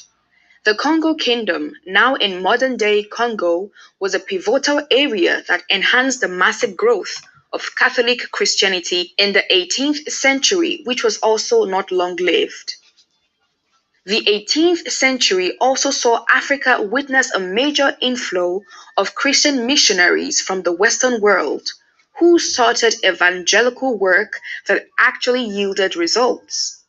When the West Africa trade routes began to get established in the 15th and 16th centuries, it also brought about not just goods, but also religious influence.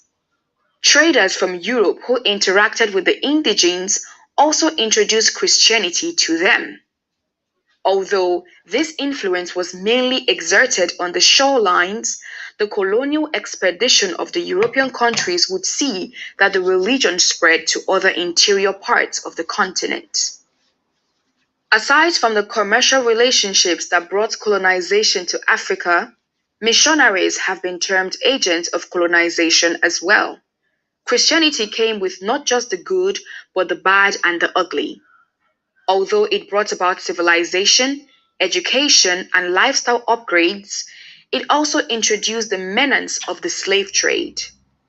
The colonization of Africa served as an avenue for the Europeans to loot the continent's resources without hesitation. The development and civilization that Christianity brought was tainted with the agenda of repressing many African cultures and indigenous practices, which the indigenes tried to resist. These were the many battles that the pioneers of the religion had to fight in Africa before Christianity would be established. For over 2 centuries, the African church fought against the evils of the slave trade, racism, and colonial imbalances. But with time, indigenes began to take leadership positions from the Westerners, thereby growing the church immensely. During this time, Samuel Ajayi Crowther became the first African bishop of the Anglican Church. This led to the call for reforms and localization of church systems and culturalization, which led to the birth of the African independent churches.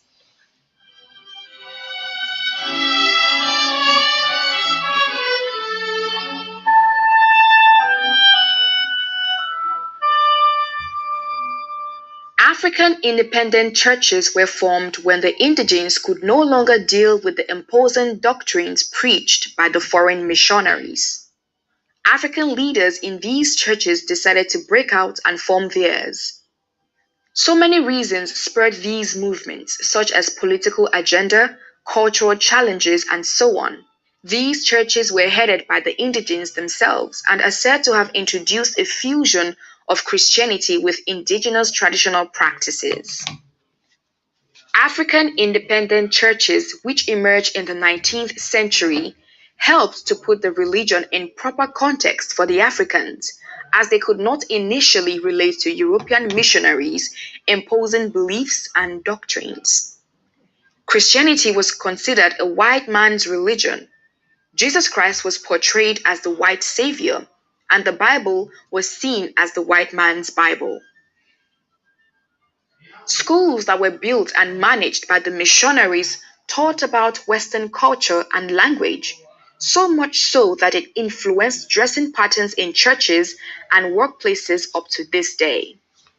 The African independent churches also arose to fight against the suppression of cultural beliefs and practices. In recent years, these churches have expanded immensely, leading to the rise of both Pentecostal and Orthodox churches in the continent, with Southern and Western Africa at the forefront.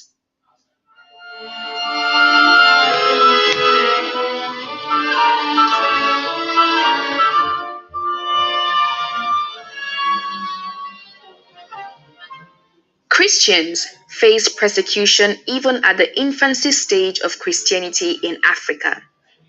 Because of diverse scriptural interpretations, many believed that religion was a means of rebelling against their masters.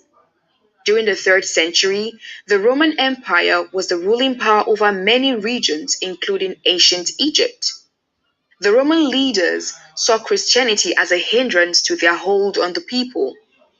This supposed threat led to many persecutions within the church. As such, it was not practiced publicly for a long time. Nevertheless, it kept growing rapidly underground.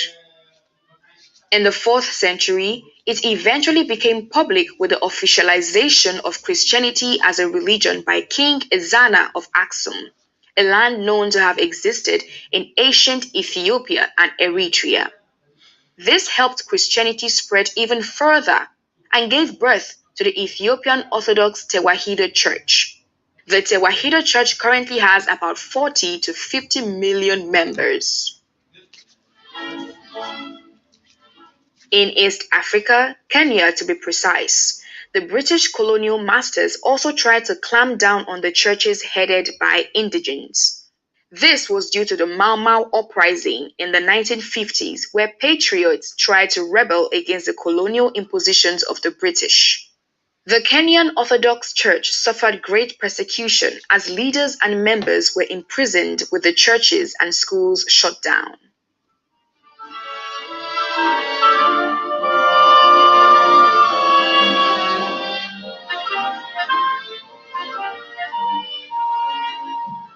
Droves of missionaries were sent to Africa in a bid to Christianize the continent. These missionaries had a tremendous impact, but the people who did the major work were African slaves who had been sold and moved to the European world. Many of these slaves fought in the American Revolutionary War and returned to their continent as missionaries. Perhaps the similarities between them and their intended converts helped bridge the gap and made it easy for them to evangelize to native Africans. The Black missionaries helped to translate the Bible into languages the people could understand. They shared a common ground of having experienced domination by the whites, and this helped the reception of the religion. The Catholic Church was also not left out of this religious invasion as they sent out their missionaries to the continent in large numbers in the 19th century. These missionaries brought development and civilization to the continent with the introduction of schools, hospitals, social amenities, and so on. Nigeria has the largest Christian population in Africa, about 87 million people.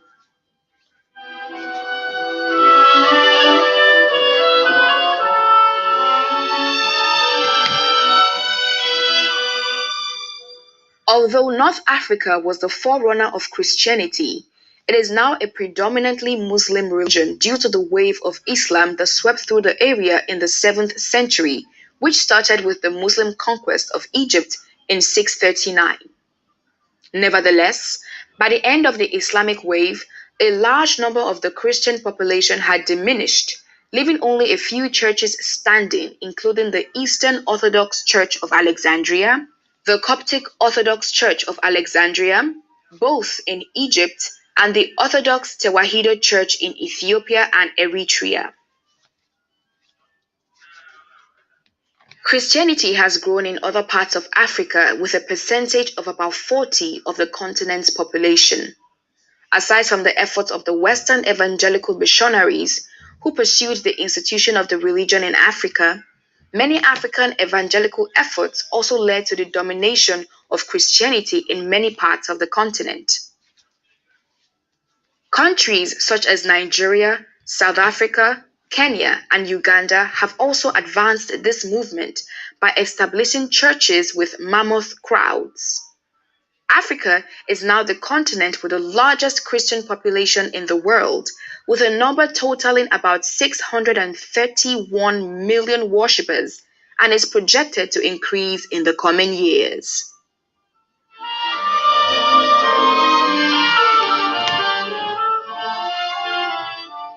We always have more stories like this to talk about, so don't hesitate to like and share this video with your friends. You can subscribe to our channel and turn on the notification bell to receive the latest videos as they drop. Also, if you would like to know more about what Africans were doing during the life of Jesus Christ, do check out our next video.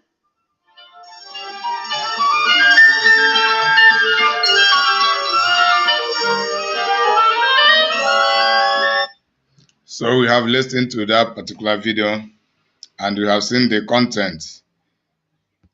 Primarily, the Catholic Church did not welcome the Christocentricity, which is the real Christianity. And the Europeans who welcomed it and the Americans were more especially colonizers who adulterated it, bringing the Christianity, then attaching their selfish interest, giving it the different interpretation. So do you see where the problem comes? It is not actually the Christianity, but the colonizers handling the Christianity. Then they turn it to colonial Christianity. And that is not what God has created it to be. It is not what Jesus Christ has created it to be. It is not the same Christianity that the apostles preached and practiced. And those who practiced it for real were persecuted and killed. That had been the experience from time immemorial. Jesus Christ and the rest of the apostles who practiced the real Christianity, they were all massacred. They died as Christian martyrs. And we also see the emergence of Islam from the Arab countries into Africa. We see the Catholic Church imposing their Catholicism, and due to they were the occupants, the occupiers, the invaders of the North American. Then they try to impose the interpretation of Christianity and of the Bible and of the translation of the Bible into Latin, into their own language, imposition of language. And the same thing was what many missionaries did as well. But that it is because those missionaries are like today occultists who are church founders who are regarded as the mega pastors, general overseers, who are occultists, who are part and parcel of the new colonialism. They are members of the politicians who are being sponsored by the same politicians, disguising themselves to be Christian pastors and only deluding the people and subjecting the people to the politicians and to the globalists. But the real Christians like myself and the host of others who speak the truth are not regarded. Until people begin to regard the truth I am speaking from this channel, there will be no progress because they will continue to take advantage of the ignorance of the people. But if you are talking about eradicating Christianity completely, it can never happen because it is God's own property and nobody can actually destroy and end it completely. But the wisdom there is for people to learn the real Christianity and practice the real Christianity. Then regarding the cultural alteration, there are diabolical cultures that should be abolished completely, not just because of Christianity, but there are genuine African cultures and the human cultures all over the world that should be retained. Moreover, Christianity is God's own culture, and this is a moral culture, how God wants us to live. And God requires that from all humanity. But all those destructive cultures, there are positive and there are negative cultures. The negative culture should be eradicated completely, while the positive culture should be developed more and more. And there should be new introduction of cultures, traditions, and custom. They should be on the path or on the lane of positivity, not the other way around. That is how it should go. God always wants the best for us and always provides the best for us. But we humans, we are weak to rejecting the best, to accepting the good and the bad and the worst. 16. Ethiopians translated the Bible in African languages. Yes, that is what we should do, translating the Bible in African languages. And also the Bible was translated in Igbo and Yoruba, in many other languages. That is the way it should be. It shouldn't be with foreign languages. That is the proper thing. So anybody talking about translating in foreign language to be read in Africa, the person is a colonizer, or he is a colonizer either as a slave master or as a vassal, or as a stooge. The Bible should be translated in our own language. When the Bible was originally brought in Hebrew language to Britain, King James of Scotland demanded that the Bible should be translated to their own language, and that is the beginning of that triggered the beginning of the King James version of the Bible in the year 1611. So, and it was translated in their own local English language, not even in international English language, but in his own Anglophone. So the King James version is Anglophonic. It is traditional. It is a traditional English language. It is not the global perfect English language, but it is more regional. Scottish English traditional language, Anglophonic English language. So the same thing should be done to all people of all regions.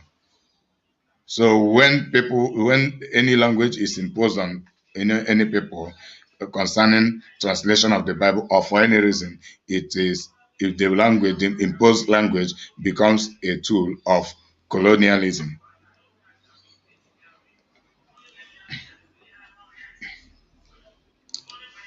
I'm on 16. Ethiopians translated the Bible in African languages, and that is 13th minute. That's the right thing all Africans should do, because God did not assign the Romans to colonize Africa with the Bible in Latin language. That is what I just jotted. 17. Hypocrisy of the League of Nations. UN was made mention of, and this is what is still playing out. It is not about justice in the UN or in the League of Unions. It is about interest. It is not about justice. It is about interest. And when their interests are not provided, they will not do the needful. So the League of the Nation is all about to give people false hope that they really want to be settling the issues, the conflicts between humanity. No, that is what we are told, but it is not what it really is. What it really is it is a league of nations for pursuing selfish interest, for domination, and for continuity of the colonization. What they prioritize their interest, but they prioritize their interest to the justice and the well-being of the people. That is the truth. So it is a deception. So that's what we must know, and we begin to scheme on how we should counter it for our own liberation in all ramifications. Hypocrisy of the League of Nations. It is called global conspiracy. Global conspiracy, globalization. 18. Ethiopia was an excelling country in the world. 14th minute. Yes, Ethiopia was an excelling. It was operating in the level of excellence in the world stage. Ethiopia. It really happened. Then I want to read again. The same Isaiah chapter 45 verse 14, where I have read before. Thus says the Lord, the labor and wealth of Egypt and the merchandise of Ethiopia and the Syrians, men of stature shall come over to you, and they shall be yours. They shall follow you in chains of subjection to you. They shall come over, and they shall fall down before you. They shall make supplication to you, saying, surely God is with you, and there is no other, no God beside him. I read from Amplified. 19. All of the reading had been in King James, but now this 18th one is amplified. The 19th one is also amplified. 19. Some Ethiopians were educated prior to the arrival of the Western colonizers. 18th minute. That is true. They were already educated, and we'll see the evidence. So it is our own mistake. It's the mistake of our forefathers who were already educated to lose their own education and adopt to new education to cancel their own. That is the beginning of the colonial education. We should have retained our own, then we scrutinize their own education to know whether we will accept it or not, whether it will be beneficial to us or detrimental to us. That is the proper thing to do. Now, our forefathers have failed in that. What are we doing now? How are we prepared? How are we sure that our forefathers will not be even better than us? How are we sure of that? Which area are we prepared for the ongoing, for the progressive new colonialism? Are we prepared academically? Are we prepared theologically? Are we prepared psychologically? Are we prepared by industrialization? Are we prepared in godliness? Which way are we prepared? So that's the question all of us must answer. And we have the responsibility to prepare, or we keep on lamenting and perishing. Philippians, no, Acts.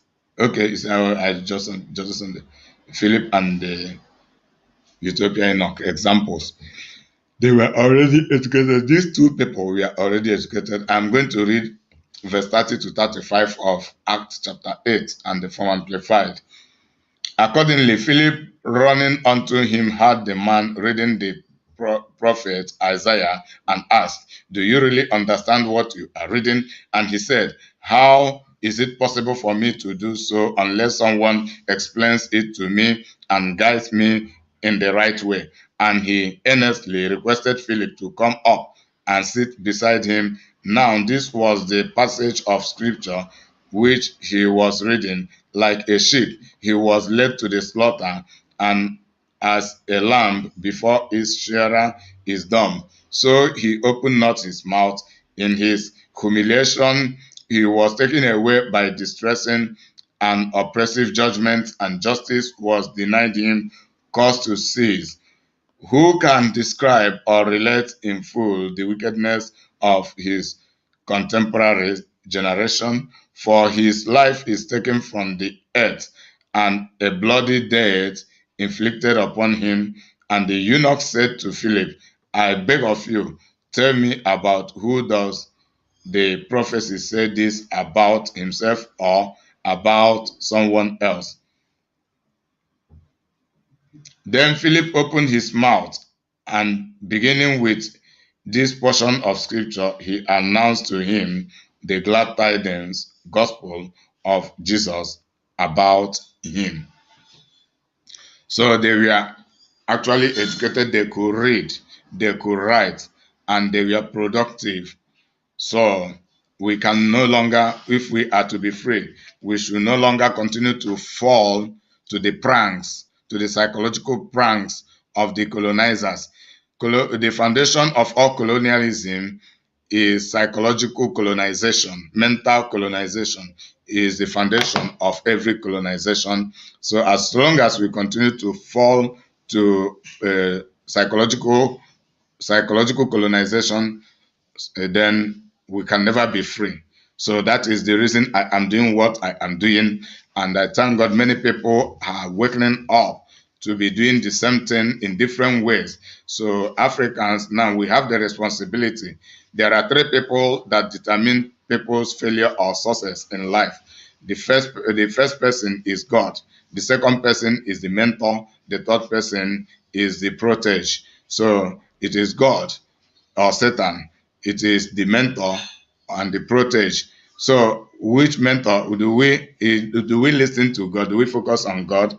Then do we have godly mentors, those who teach us the right thing academically, theologically, and otherwise? Then do we adopt?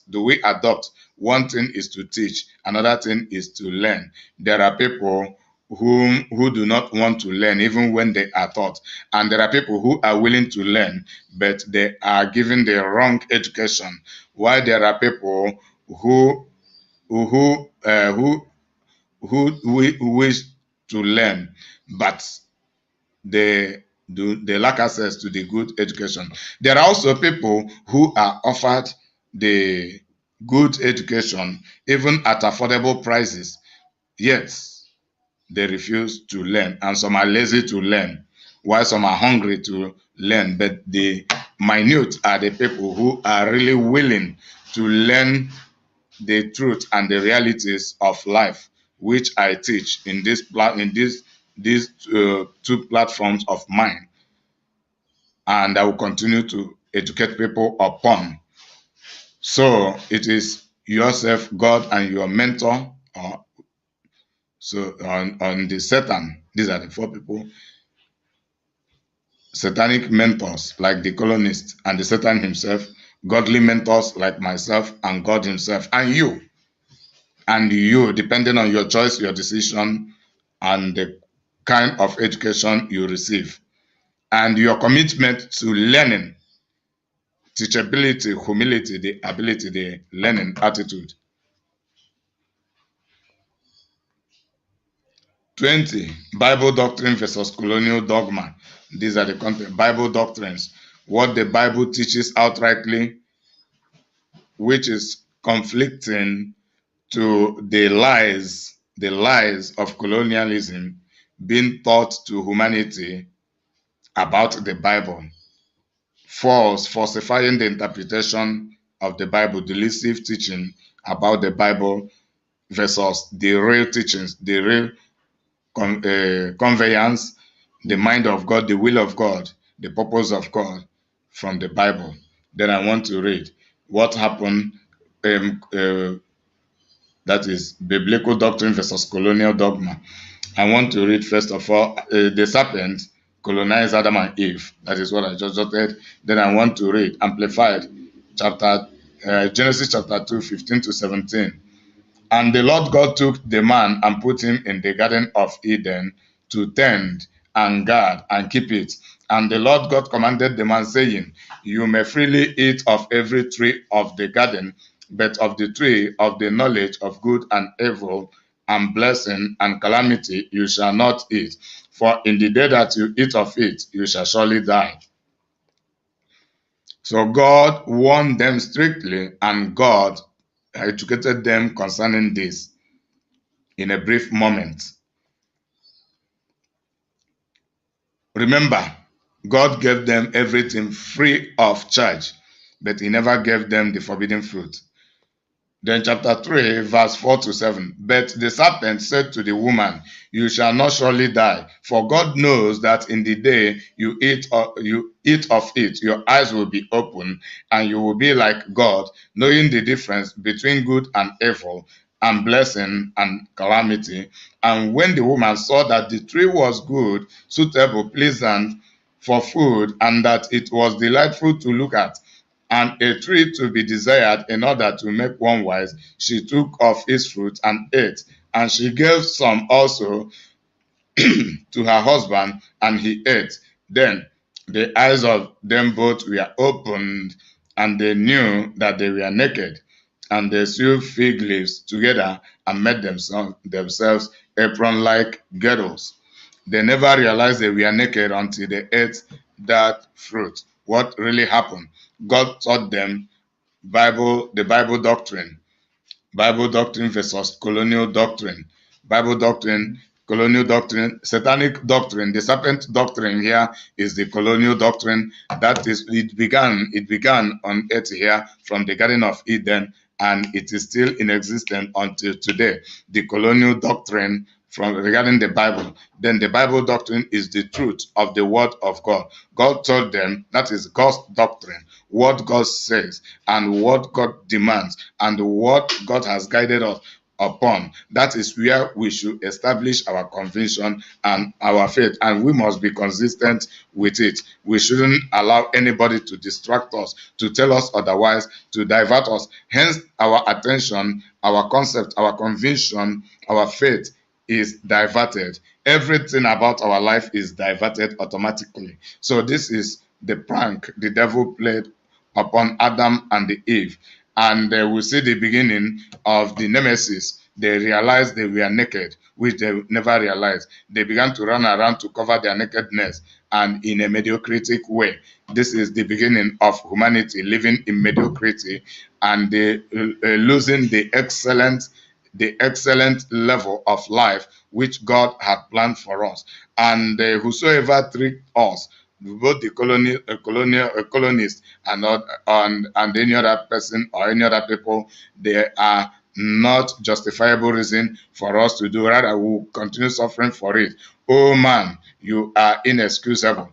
It is our responsibility to know the truth of life, to know the truth of God's word, to live by it, and never allow ourselves to be distracted by anybody. That is the truth of the whole matter. So I have given you the truth. I have given you the fundamental factor to liberating ourselves in all ramifications, socially, politically, colonially, otherwise, even theologically. So it is now left for humanity from all over the world, and to be precise, we Africans to be doing the needful by grabbing as much as we can from these vital informations, and to be educating ourselves, our children, and our succeeding generation, to be preparing them ahead of what is to come, and for us to also conquer the situation we are into right away. 21. The Zimbabweans are Ethiopia offspring of the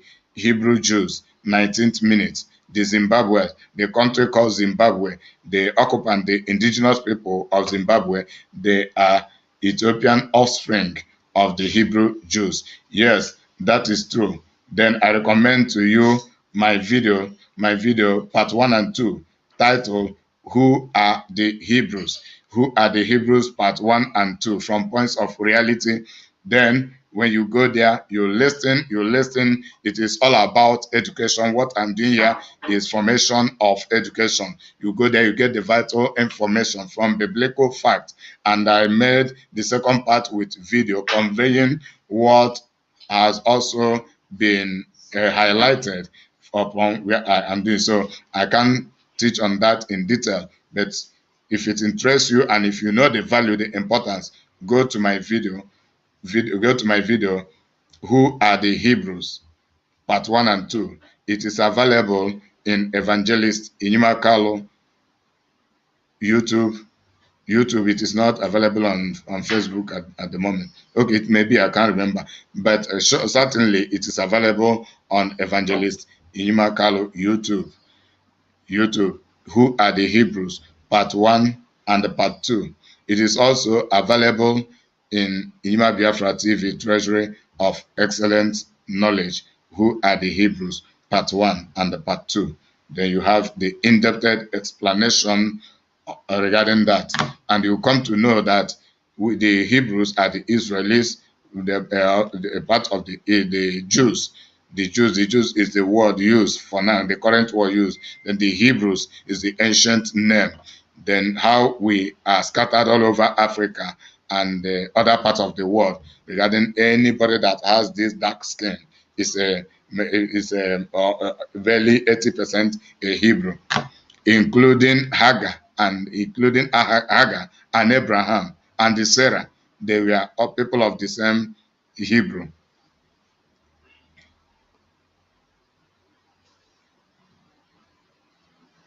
Then 22, which is the last one according to these points of narratives. The book of Isaiah talks about Ethiopia and the secular events in the world. Yes. Most especially, when you have your own time, go and read the book of Isaiah. Focus more on between chapter 18 to chapter 22. Then that is where it is more precise about the book of Isaiah, talking about Ethiopia and other secular events. Now, I want to go back to playing 2 other videos, of which after the program will come to an end. So how far we have learned, what are we doing? What are we doing concerning emancipating ourselves? Then I want to play some other videos, and this video should be about why Europe is rushing into Africa again. They have played us the first time, they have played us the second time, they have played us over 400 years, and they are still playing us. And now they are rushing back to Africa. I have made previous video explaining this. They are planning to come and take over Africa completely, to occupy it themselves. This time, it should no longer be our African leaders selling us out and accounting for them. It should be them coming to take over. And this taking over may even warrant they will no longer even want us in our own land. It may even demand that they will begin to kill us little by little, strategy by strategy. Then how are we prepared for this? But in the normal sense, I am not trying to be racist. I'm not trying to be racial, and I'm not trying to be political, or to be nepotistic or hypocritic. In this world, we need each other. We, the Africans, we need the Westerners, and they need us.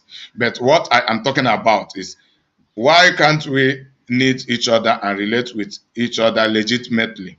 Why must it be by manipulation? That is what I am against, because I am a Christian man, by the grace of God, a genuine Christian and an evangelist for that matter. So according to Christianity and according to God, injustice is evil, manipulation is evil. God has created this world for we humans to be relating among ourselves legitimately, not illegitimately, not by manipulation, but with sincerity, honesty, and love. It is not based on selfishness and greediness. Selfishness, greediness, pride and arrogance, covetousness. These are the things that compel humanity to be invading others.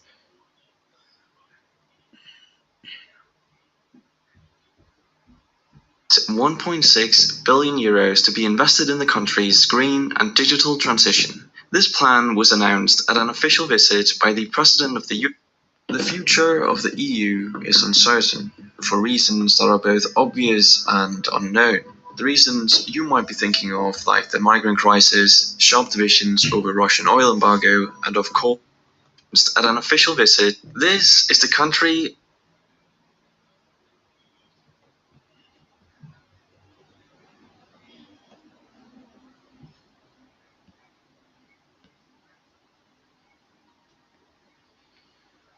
That's the video I'm going to play now. Why Europe is rushing into Africa again. And the source of the video is OBF. Then let us watch the content first. Then I will play the second video. Thereafter, the program will come to an end.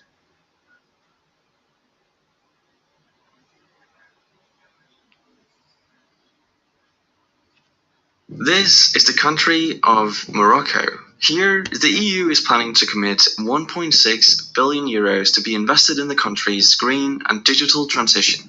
This plan was announced at an official visit by the President of the European Commission in Morocco's capital. And this seems like a rather odd move for the EU.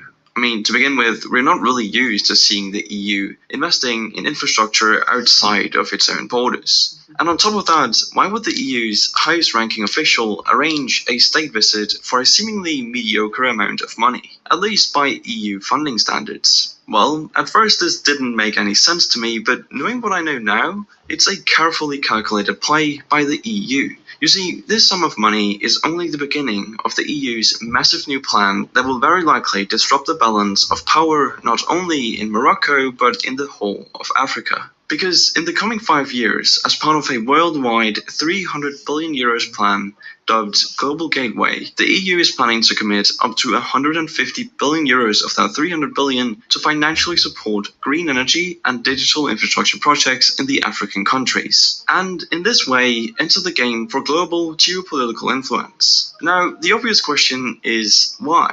Why would the EU be willing to commit such a massive amount of funds outside of its borders, especially in a time of such a political and economic turmoil on the continent? Well, the main answer is China.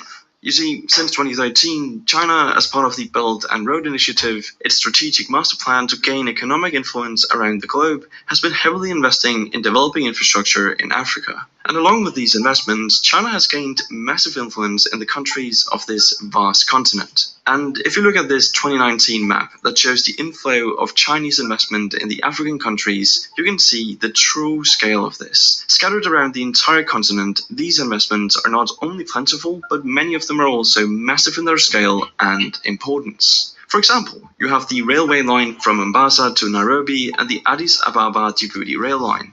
Two arguably flagship projects of the Chinese, connecting two of the most important ports of Africa, Mombasa and Djibouti, with two of the biggest financial centers of the continent, Nairobi and Addis Ababa. This map showing the trade of the African countries with China comes to complete the picture. And as you can see, the Chinese presence on the continent is almost universal. It's for good reason too, as China knows that whoever has influence in Africa will gain a considerable advantage in the coming battle for global geopolitical influence. This is because Africa, with its 54 countries, is a huge and incredibly diverse continent, abundant with resources. And in the coming years, its economic importance is only set to grow. I mean, look at this map. These 6 African countries have been booming economically. Having been dubbed the lion economies, they have a collective GDP of roughly $1 trillion, and most of them have seen very high growth rates since 2010. For instance, Ethiopia, with consistent growth rates between 7 to 10% in the past decade, was one of the world's fastest growing economies. And the other lion economies closed a lot of years with over 5% growth, more than double the growth rate of the euro area in the previous decade that rarely went over 2%. Add to this some incredible demographics, as by 2025, Africa will feature more than 100 cities with over 1 million people, and by 2030, 42% of all young people in the world will live in Africa. Not to mention a rapidly growing middle class. So what you end up with is a vast area with huge economic potential for new markets to develop. something China obviously wants a piece of. And it's not only the economic considerations that make the African countries so attractive in this battle for influence. It's also the geostrategic aspects of it. You see, ports like Djibouti at the Gulf of Aden are of high geopolitical importance due to them being entry points to valuable trade corridors. So, considering the growing economic and geopolitical importance of the African countries, the EU's plan to invest here starts making much more sense. Not to mention its growing worries about the Chinese presence in so many countries right at its doorstep. But this is not the first time the EU is collectively channeling money to Africa. Although back then the EU was focusing its funds on some rather controversial attempts to curb the migrant crisis. But clearly this time things are different, as the EU isn't just responding to a crisis, rather it's trying to actively engage in the world stage. And it seeks to start establishing itself as a major geopolitical player. To do this, the EU has put together this document from March 2020. In this document, the foundations for the EU strategy in Africa and a framework for future engagement are laid out. The first two stated goals are a partnership for a green transition and a partnership for digital transformation. What the EU is trying to do here is to combine its green agenda with its geopolitical ambitions. And sure enough, the Global Gateway Investment Package for Africa prioritizes these two sectors.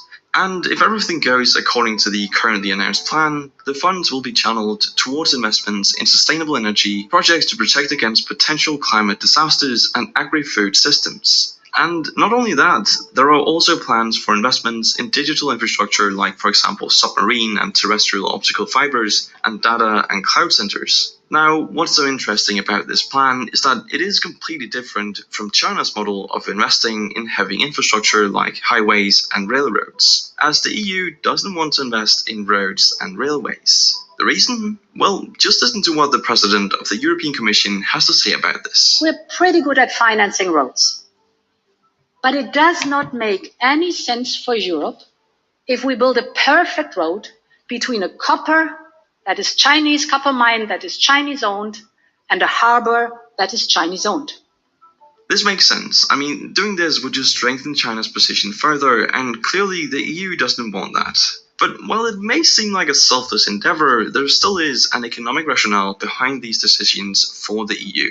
You see, as an example, most of the sub-Saharan African countries have made enormous leaps in digital services with a widespread adoption of mobile banking. And on the continent, there are rapidly developing ecosystems of green energy. In short, there is a lot of space for these markets to further develop, and the EU wants to tap into that potential. But the EU is differentiating itself from China in another interesting way: the funding model. In contrast to the Chinese model that heavily relies on loans and has led to allegations about the debt trap diplomacy practice, the EU program will feature a mix of grants and loans with very low interest rates, also known as soft loans. Now, despite the fact that the project hasn't even started yet, it has already attracted substantial criticism. To begin with, the whole premise of the project that makes it more about a confrontation with China rather than supporting the development of the African countries is inherently problematic. The package has already been criticized of simply repackaging existing EU programs into a new one without any significant innovation. Or to put it more bluntly, at this stage it looks awfully a lot like a PR program. And then of course there are the concerns of the main stakeholders, the leaders of the African countries who view the green agenda as a potential obstacle to their own attempt at industrializing their countries. What is for certain though is that we are rapidly entering a new era in international relations, and if anything, this package is a showcase of the ambitions of the EU to move past its internal problems and start acting as a united political actor, projecting its power more prominently to the world. This adds one more parameter to the already complicated equation of geopolitical balance in the world. And finally, and most importantly, there is the African countries. Much like the Belt and Road Initiative funds, it can hardly be argued that the EU's money won't be a valuable contribution to the development of their infrastructure. But this needs to happen with the African leaders and people included as partners with an equal say, not with faraway observers making decisions about these countries in offices in Brussels or Beijing. In any case, what the future holds for Africa, China, and the EU certainly appears to be very interesting, but that's it for this video. If you liked it, please consider subscribing. I've noticed that a lot of my viewers seem to forget to subscribe, so if you like my videos, it's a surefire way to make sure you don't miss any in the future. Thank you for watching, and I'll see you in the next one.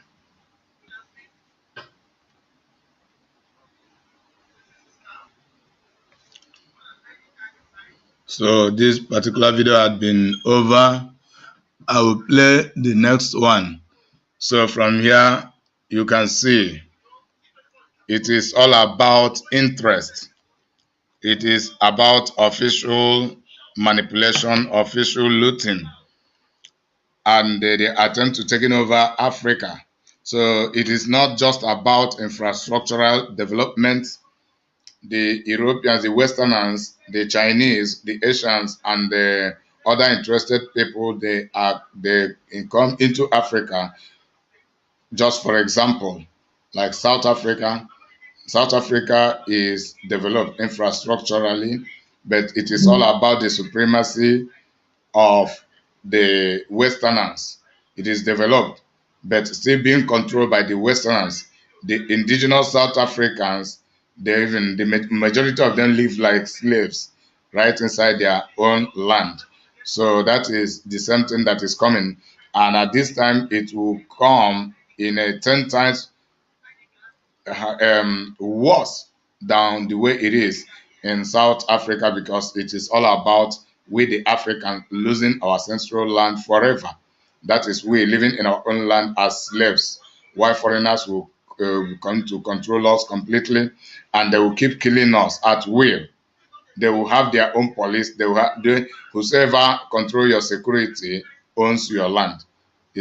Owns your land. So this is what is coming in. It is the continuation of this feudalism, but under normal circumstances, it should be the African leaders and the African indigenous people who controlling our land, then educating ourselves, managing our resources. Even if we do not have knowledge of science and technology, then we buy those ones. We invite the Westerners. We pay them for them to build in our land whatever we want to do, we want to have. They build them, we pay them, and they will go.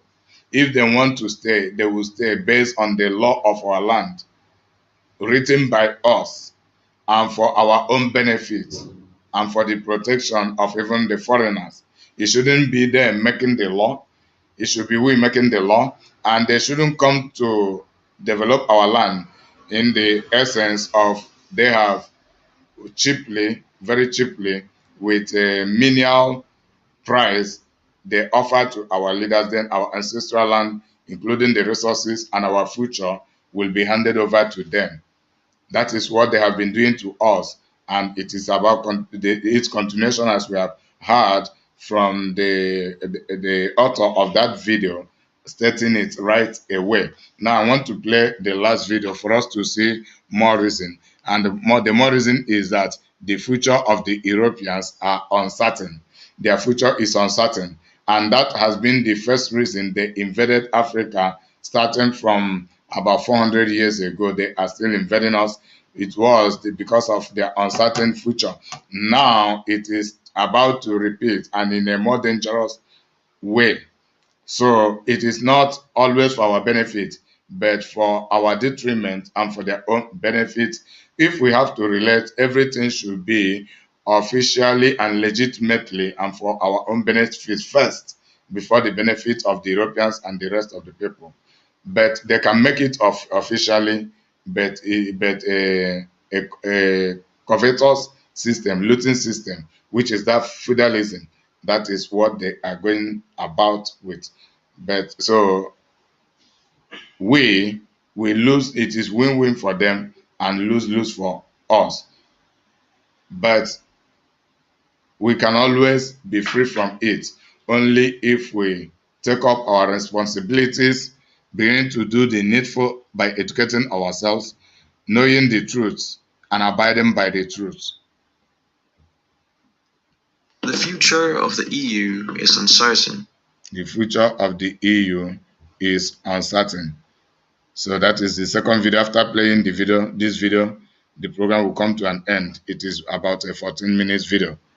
So after playing it, the program will end. for reasons that are both obvious and unknown. The future of the EU is uncertain, for reasons that are both obvious and unknown. The reasons you might be thinking of, like the migrant crisis, sharp divisions over Russian oil embargo, and of course Brexit, the war in Ukraine, and COVID, are all relevant and well known. But in addition to these challenges, I will be discussing the unknown challenges the EU will face and is currently facing in order to figure out whether it's most likely to shrink or expand. Now, the EU currently consists of 27 member states and is currently responsible for 15.3% of global GDP. This means it's certainly a force to be reckoned with. But despite its strength, Europe has been hit by crisis after crisis, raising major questions about the project's very survival. Add to this the increasing resistance to further EU expansion, owing to the issues I've just presented, as well as other external challenges. So, to find the answer, we need to first go back to the very creation of the EU, as it was one of the greatest events in global politics. See, the EU's beginnings were modest in focus, but ambitious in operation. Combining former enemies into a trading zone seemed like a good idea to avoid a further European conflict. The focus remained twofold: limiting the threat posed by Germany by integrating it into European cooperation and providing for an increase in essential materials, namely coal and steel. This fostered the creation of the European Coal and Steel Community in 1951 to 1952 and European Economic Community in 1957, eventually transforming this beyond anyone's dreams. From an organization built to avoid war and provide for essential resources, Europe was transformed into a European Parliamentary Association in 1958, a customs union in 1968, a European monetary system in 79, single market in 93, and adopted a single currency, the euro, in 1999. The EU was so successful that many countries wanted to join, and this is shown in its history. Since its foundation, there have been 7 enlargements in which other countries have joined the founding members, starting in 1973. Right now, though, there are 5 countries which are trying to join the EU: Albania, the Republic of North Macedonia, Montenegro, Serbia, and Turkey. But even though there are countries willing to join the EU, you shouldn't jump to a conclusion yet. The reason is that EU expansion is not always a simple and uncontroversial affair. You see, there have been divisions between France and Germany historically, Europe's most powerful states, on expanding the membership. While Germany has supported EU expansion, France hasn't been too enthusiastic. Instead, France wants further political and economic integration of EU members, something that Germany hasn't been too keen on. But even if these 5 countries are to join the EU, admitting members takes a very long time. An example of this is Croatia, that took 10 years from accession negotiations in 2003 to formal entry in 2013. The process itself has also been criticized. A good example is Greece, that entered the EU with some pretty unreliable financial data, to say it mildly. And there's a few important things you need to know about that whole situation, but first we need to know whether or not these 5 countries will end up getting into the EU or not. And 2020 was supposed to be the year that the EU would open talks with North Macedonia and Albania, but that didn't happen. The reason for this is that Macron vetoed their admission until the EU updated its entry requirements. Then we of course have Turkey, and to say it mildly, Turkish membership has been very controversial, and I guess the fact that Turkey's membership bid was halted by the EU in 2019 on account of the country's increasing restrictions on freedom of speech and political opposition had something to do with it. So expanding the EU is therefore pretty slow and really difficult. But why is this the case? I mean, the European Union had a booming economy in the mid-2000s where 10 new members were added. What could possibly have changed this trajectory? Well, now is the time we discuss the Greek bailout. This was a time where the EU faced the prospect of one of its members leaving the Eurozone. Yet, despite severe challenges, Greece remained in the EU, though under financial strictures imposed by Germany. And what Greece did was actually kinda messed up, as Greece joined the Eurozone in 2001, but concealed the true state of its finances with a little help from Goldman Sachs. Let me explain. Following the Greek election of 2009, the budget deficit was revealed to be over double prior estimates at 12% of GDP and was later raised to 15.4% of GDP. In response, the EU and IMF bailed out Greece in 2010 with 110 billion euros in 3 years' worth of loans, in exchange for significantly reduced spending. A second bailout, worth 130 billion euros, was later offered in 2012 by the EU and IMF, which made the EU tighten the financial expectations of member states. Understandably so. But surprisingly, they weren't done giving Greece money, as the EU offered a third bailout of 86 billion euros. Thankfully, Greece exited the final bailout program in 2018, although now owing the EU and the IMF approximately 290 billion euros. Yet still, Greece has remained in the European Union. This means that somehow the EU had swerved the most serious threat to its unity in history, which once again made the future of the European Union seem brighter than ever. But this is where things take a turn to the worse, as the EU's greatest challenge to survival was yet to unfold. That of course being Brexit, the UK's controversial referendum on membership of the European Union. The United Kingdom's withdrawal in 2020 marked the first time an EU member had left the project. Faced with Brexit, many wondered if the EU could survive. While support for the project remained relatively high across Europe, a majority of EU citizens expected that the project would dissolve within a generation. Despite this threat, however, no EU member state contained a majority of citizens who wanted to leave the bloc. Even the UK citizens didn't want to leave after they found out what the consequences were going to be as soon as they went alone. This led to EU member states actually growing closer together, as research revealed. Even the populations of states at risk of leaving, most notably Italy, identified significantly more as Europeans than the British before 2016. Ultimately, without an attractive alternative to membership of the EU, member states will seem unlikely to leave the bloc in the future. Although that's a bit of a lie, as there technically is another way. The European Free Trade Association, that focuses not on political integration but on liberalizing trade among EFTA members together with Europe and the rest of the world. The EFTA consists of Iceland, Norway, Liechtenstein and Switzerland, and this is a bit of a strange constellation. While Iceland, Norway and Liechtenstein are also part of the European Economic Area, which allows them to be part of the EU single market, Switzerland is the only member of the EFTA. And the strange thing about the EFTA is that these 4 states have to pay the EU for the structures and agencies which they use. Additionally, EFTA members have incorporated lots of EU laws and rules into their domestic legislation. But unlike full EU member states, they don't have as much influence within the EU as member states do. So there is an alternative, although this market has not been very popular, as most countries have decided to become full members of the EU, rather than simply members of a narrower free trade association, which makes sense. And with only 4 members, the EFTA has lacked significant power within the EU, which doesn't really make it an especially attractive option to other countries. But does this mean that the EU is safe? Well, no.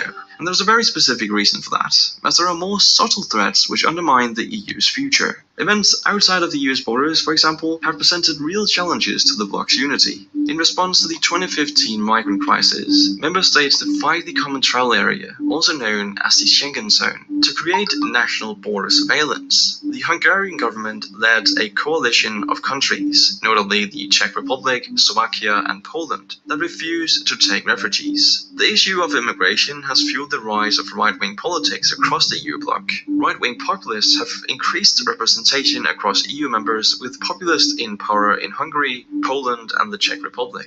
Which makes sense, as the EU itself is a global organization, stressing common community over national sovereignty with significant centralized power, an easy target for right-wing populists. These groups attack the EU's control of the economy and immigration and celebrate a vision of national independence located in nostalgia rather than reality. Global crises like the migrant crisis have made some member states, especially Hungary and Poland increasingly critical of the EU's power. And these governments are not just critical of the EU, they are also undermining democracy in their own countries. Both the Hungarian and Polish governments have been accused of weakening the justice system, the independent media, and non-governmental organizations. This violates EU rules, but it did not stop either country from doing so. Never before have member states openly defied the EU's authority. So, in response to this, the EU Court of Justice announced that it would cut billions of euros in funding for both Hungary and Poland on account of them undermining democratic rights. The EU's authority, therefore, seems to have shrunk in response to crisis. So you might say, how powerful could the bloc really be if it can't even keep its own member states in check? Well, Russia's recent invasion of Ukraine seems to have reinvigorated the bloc's purpose and significance for its members. While anticipated owing to significant Russian troop buildup, its invasion of Ukraine shocked the world community. For the first time since the Second World War, Europe was plunged into war. This invasion upturned the global order and necessitated a transformation in the EU's role. Since the end of the Second World War and Cold War, the EU has focused primarily on economic development and extending political authority.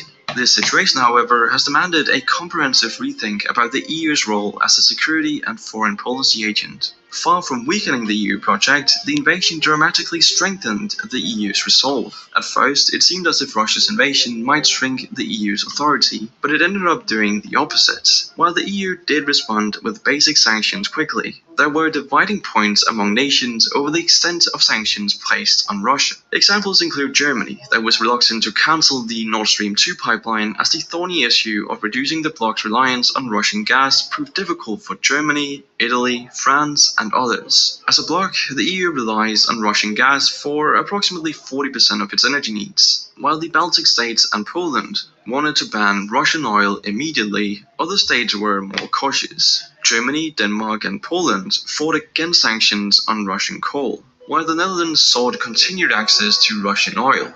Furthermore, national priorities and geography complicated attempts to supply weapons to the Ukrainian defenders. Germany initially blocked the transfer of German-origin weapons to Ukraine from EU member countries. Add to this the nation's offer to send 5,000 helmets down there was all culminated in a widespread derision.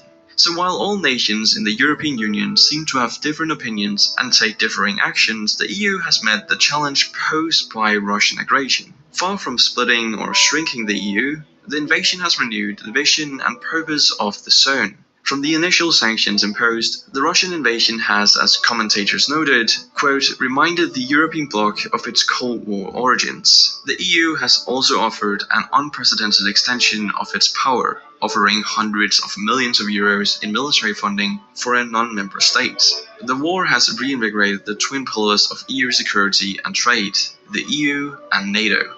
Imbued with a renewed sense of purpose, the existential threat to European security seems to have unified a somewhat disunited bloc. The European Union has taken major steps to expand its power, which would likely have been unthinkable in peacetime, increasing defense cooperation, openness to expanding membership to Eastern Bloc countries, and using for the first time the Temporary Protection Directive to protect Ukrainian refugees with temporary residency. From a community beset by challenges to its authority from internal and external threats, the EU has become a major global foreign policy power which is spearheading resistance to Russian aggression. This transformation from soft power to hard has come very suddenly. From resisting and blocking efforts to arm the Ukrainians, the nation has now actively changed its pacifist policy, a guiding principle of foreign policy since the Second World War. The war truly has transformed the EU's role and, importantly, the extent of its power. The EU even has plans to create a 5,000-strong rapid deployment force to be ready by 2025. The creation of a full-on army in the European Union may still be a long way off though, but this foreign policy crisis has reinvigorated support for the project and an extension of EU power. But that's it for this video, and if you aren't already subscribed, I'd suggest you do so. I mean, if you like my videos and want to see them in the future, it's the best way to support the channel. Thank you for watching, and I'll see you in the next one. So God bless you for listening, for your patience, for your cooperation, for your understanding, and for your commitment to doing the needful. So the program has come to an end, and we have seen all the content of this particular program. So the EU, it is true that I'm living in Europe, and it is as a result of the circumstances of the slavery, of bad governance, of hardship that had pushed many of us to travel away. This hardship may not be really about hunger and the nakedness. It may be after acquiring education, there will be unemployment after education. It can be a lack of opportunity for building the future. It can be lack of opportunities for building the futures. There are many reasons why many of us are in diaspora, but this is the time we should build our own homes, our own continent, better than that of the diaspora, even because God has blessed us with what it takes to do so, but we are not taking up our responsibilities. So, and we cannot actually understand what things are playing out, things that are playing around us that are against us, unless we are told. And I have, through this medium, informed many. So may God bless you for listening until I come your way once again. I remain your serviceable servant, evangelist Imakalu. Bye for now.